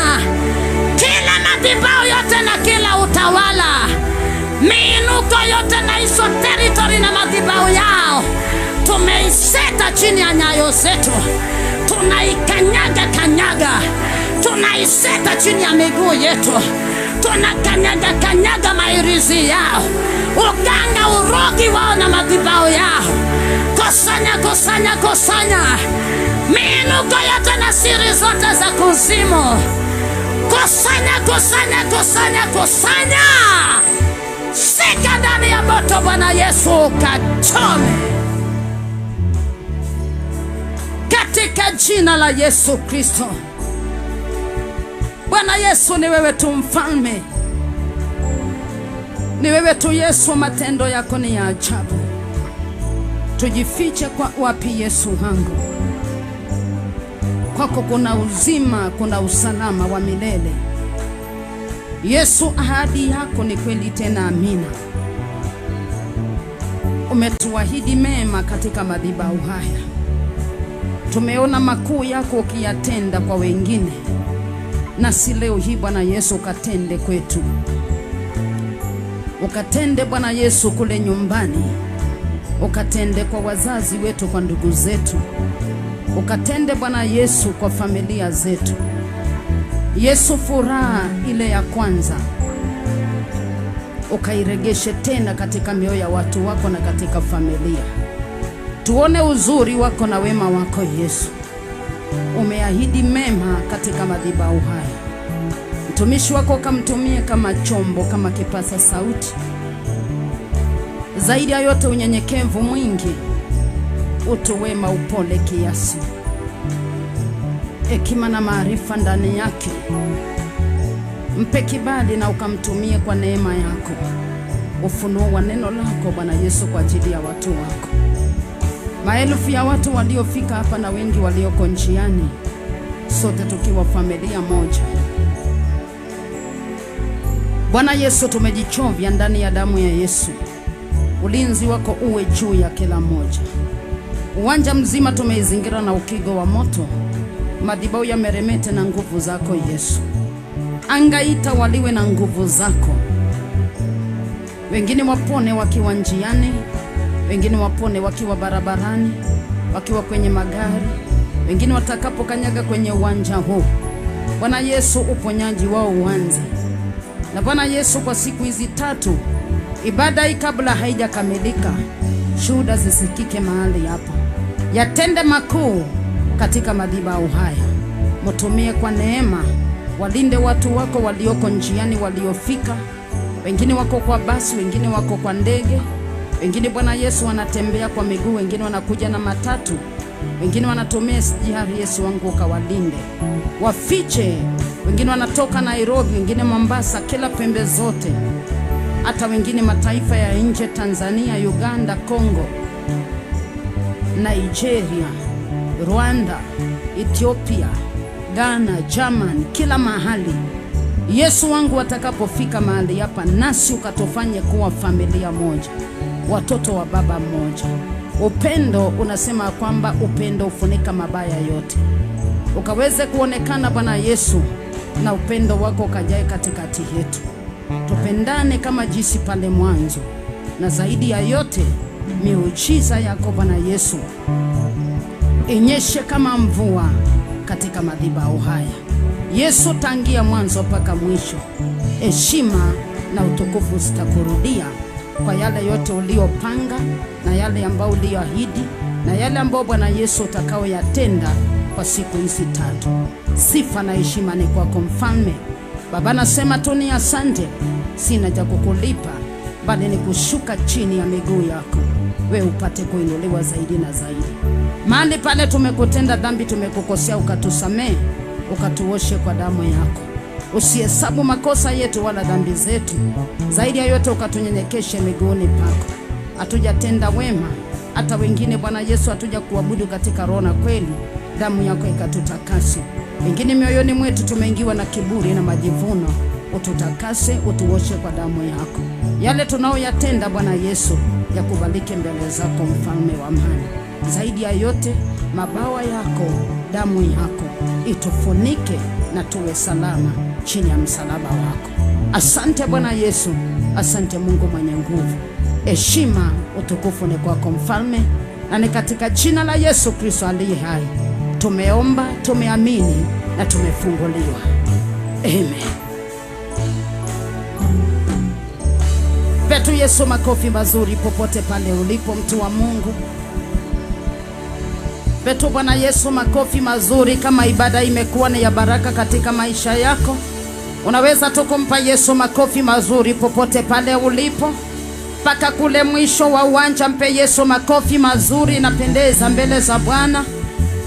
Amekujalia neema masaa kama haya kuwa katika maabudu, hata ni kwa ajili ya kunena naye.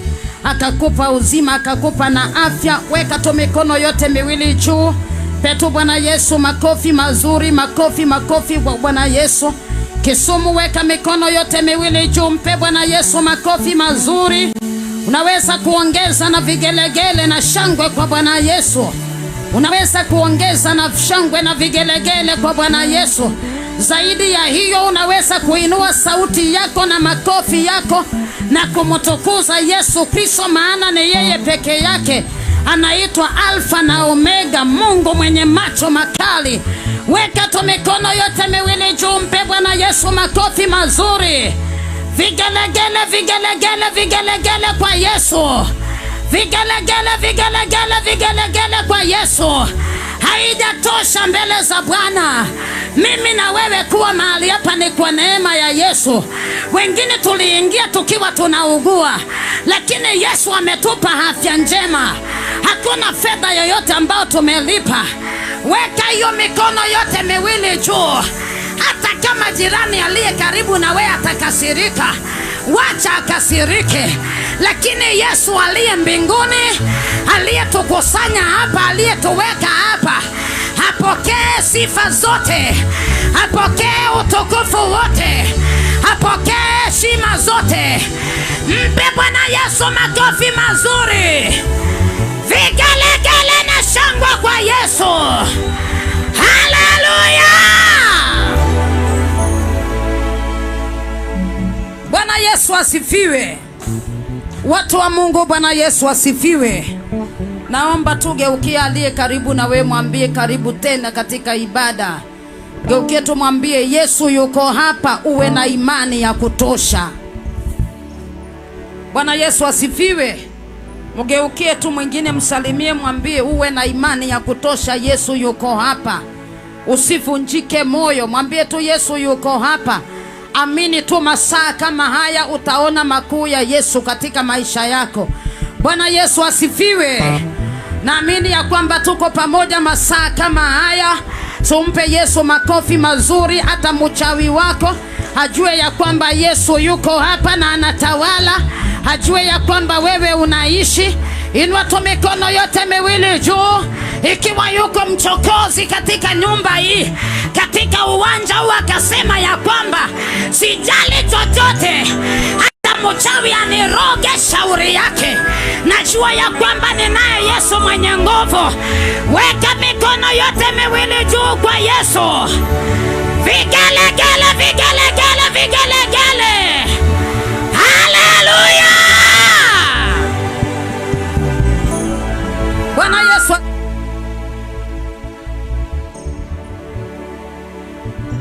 Kwa ajili ya nafasi iliyoko mbele, hiyo nafasi ni kwa ajili ya kila mmoja.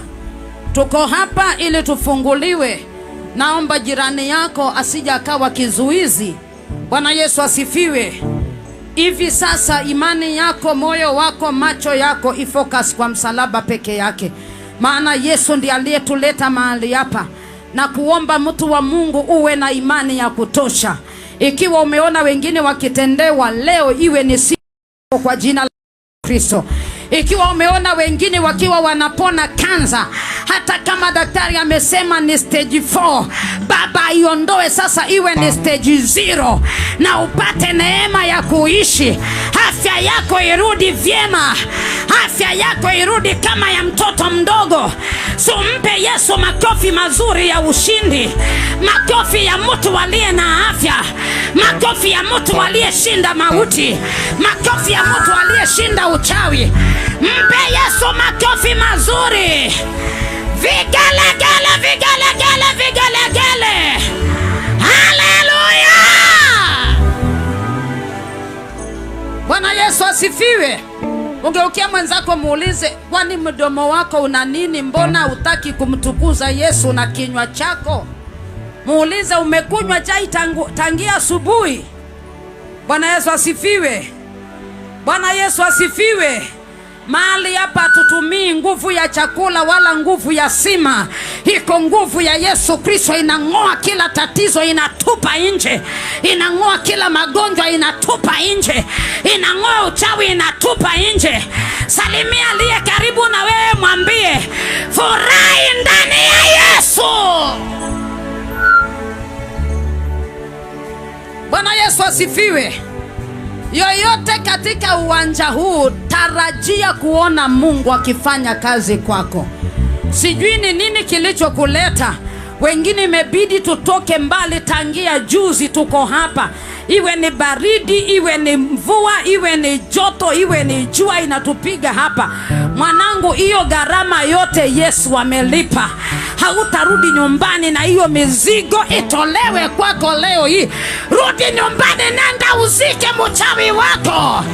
Haleluya! Bwana Yesu asifiwe. Ukirudi nyumbani upate mchawi wako, matanga yake imeandaliwa. Bwana Yesu asifiwe. Unajua mimi huwa sipendi mchawi kwa sababu nyanyangu alikuwa mchawi.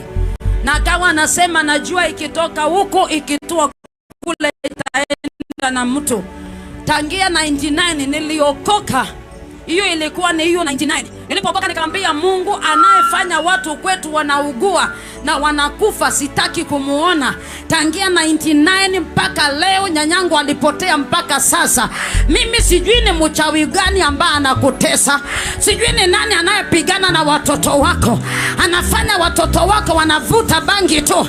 Amesoma mpaka university lakini hakuna kazi. Leo hii tuunganishe imani yetu pamoja. Leo hii tuunganishe roho zetu kwa Kristo. Mchawi atolewe kwa maisha yako, zetu kwa Kristo. Mchawi atolewe kwa maisha yako. Mchawi angolewe kwa nyumba yako. Sema amen. Bwana Yesu asifiwe. Mgeukia aliye karibu naye mwambie mimi sihurumii mchawi. Wa kuenda aende. Lakini si tunabaki na Yesu. Bwana Yesu asifiwe. Muulize ama uko na huruma na mchawi. Mwambie nipe nafasi nimalizane na mchawi wako. Bwana Yesu asifiwe. Ni wakati wa kila mmoja wa ku-exercise nguvu za Mungu zilizokaa ndani yake, kukamata uhai wa mchawi na kutoa, na mchawi anaenda kwa mchanga na wewe unabakia na Yesu, ukitawala na Yesu, ukiishi na Yesu. Sema amen. Amini Yesu kuanzia sasa. Hata kama uko huko mwisho, nguvu za Mungu zimekamata kila mahali hapa. Ni wewe uamini mwisho wa ibada hii, utoke hapa ukiwa umebeba muujiza wako. Nyota iliyochukuliwa irudishwe tena uende kazini. Nyota iliyochukuliwa uende nayo nyumbani, nenda ufanye biashara. Nyota ya watoto wako warudishiwe, waende wafanye mtihani wapite vizuri. Aliyepokonywa nyota ya ndoa, shikana na mwenzako mkono ukimwambia, hani tunarudi nyumbani. Hakuna talaka tena. Haleluya. Karibu pastor. Na Mungu wa mbinguni awabariki sana.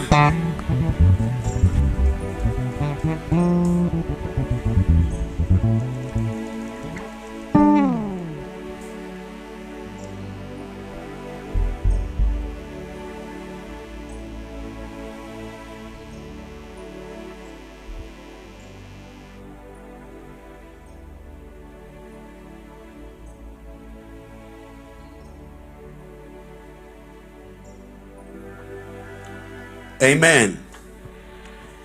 Kisumu. Bwana Yesu asifiwe. Asifiwe Yesu. Kule kwetu Mombasa tunasema alikwe Yesu. Amen. Naomba tutoe hii gari ambayo inatembea katikati ya watu. Mtaumiza watu na gari. Tangia tuingia hapa asubuhi mnaendesha gari katikati ya watu. Let us stop that. Tutoe hiyo gari katikati ya watu mara moja tu. Kama ili kushinda kufanya usiku uweze kuifanya sahi. Tutoe hii, tuweke hivi. Amini Mungu popote pale ulipo, kwa chochote unachotaka Mungu akutendee kwa jina la Yesu Kristo. Tuko hapa kwa siku 3. Sio kutangaza uzuri wa Ezekiel na jinsi alivyo na nguvu, bali kutangaza habari njema ya Yesu Kristo wa Nazareti. Hatuko hapa kutangaza habari za new life. Yeyote ambaye yako hapa kama anamwamini Yesu Kristo atafunguliwa. Hata kama dini yako ni mbaya utafunguliwa. Amini Yesu Kristo tu. Amen. Kwa wale ambao wanatutazama wakiwa nyumbani, tuko Kirembe Grounds, tuko Kisumu. Tulitafuta uwanja ambao unaweza kutubeba sote for 3 days, na uwanja ambao tulipanta ambao ingetubeba, sababu the stadium ingetubeba, na Kenyatta Grounds haingetubeba kwa sababu ya watu ambao wanakuja kwenye mkutano huu. Watu walianza kuingia Wednesday. Kuna watu ambao hii ni siku yao ya 3, lakini mkutano umeanza leo. Niliingia hapa usiku, nikapata watu hapa wakiwa walikuja the previous day. Tukitoka mkutano huu tutakuwa tunaenda nchi ya Tanzania, Dar es Salaam alafu Dodoma. Wako wa Tanzania wako hapa na wengine kutoka Uganda. Pastor, kwa nini? Injili hii sio ya Kenya peke yake. Anayepata hii neema itumie vizuri, anayeisikia pia isikie. Lakini niko na habari njema. Yeyote aliye katika uwanja huu, hautawahi toka jinsi ulivyokuja. Maisha yako yatabadilishwa jinsi mchana uingia na giza linatoweka. Sauti please. Kwa majina, mimi ni Evangelist Ezekiel. Thank you. Tunatokea sehemu za Mombasa, lakini tunahubiri injili popote pale. Kusema ule ukweli, nitaomba unisamee kama nimekosea. Nimekuja hapa Kisumu, nimefurahishwa na mambo kadhaa. Jambo la kwanza, serikali ya kaunti ya Kisumu, Mungu akubariki. Kisumu ni safi na ni nzuri. Governor, God bless you so much. Hata kama sikukupigia kura kwa sababu mimi nakaa Kisumu, nakaa Mombasa, God bless you sir, your excellency and your team. May God bless his government. Kisumu is very clean and very organized. Pigia gavana makofi hata kama unamchukia. Anayestahili sifa na sifiwa tu. Wajua mtu mzuri mpende hata kama umtaki, hata kama si wa kwenu. Kisumu may support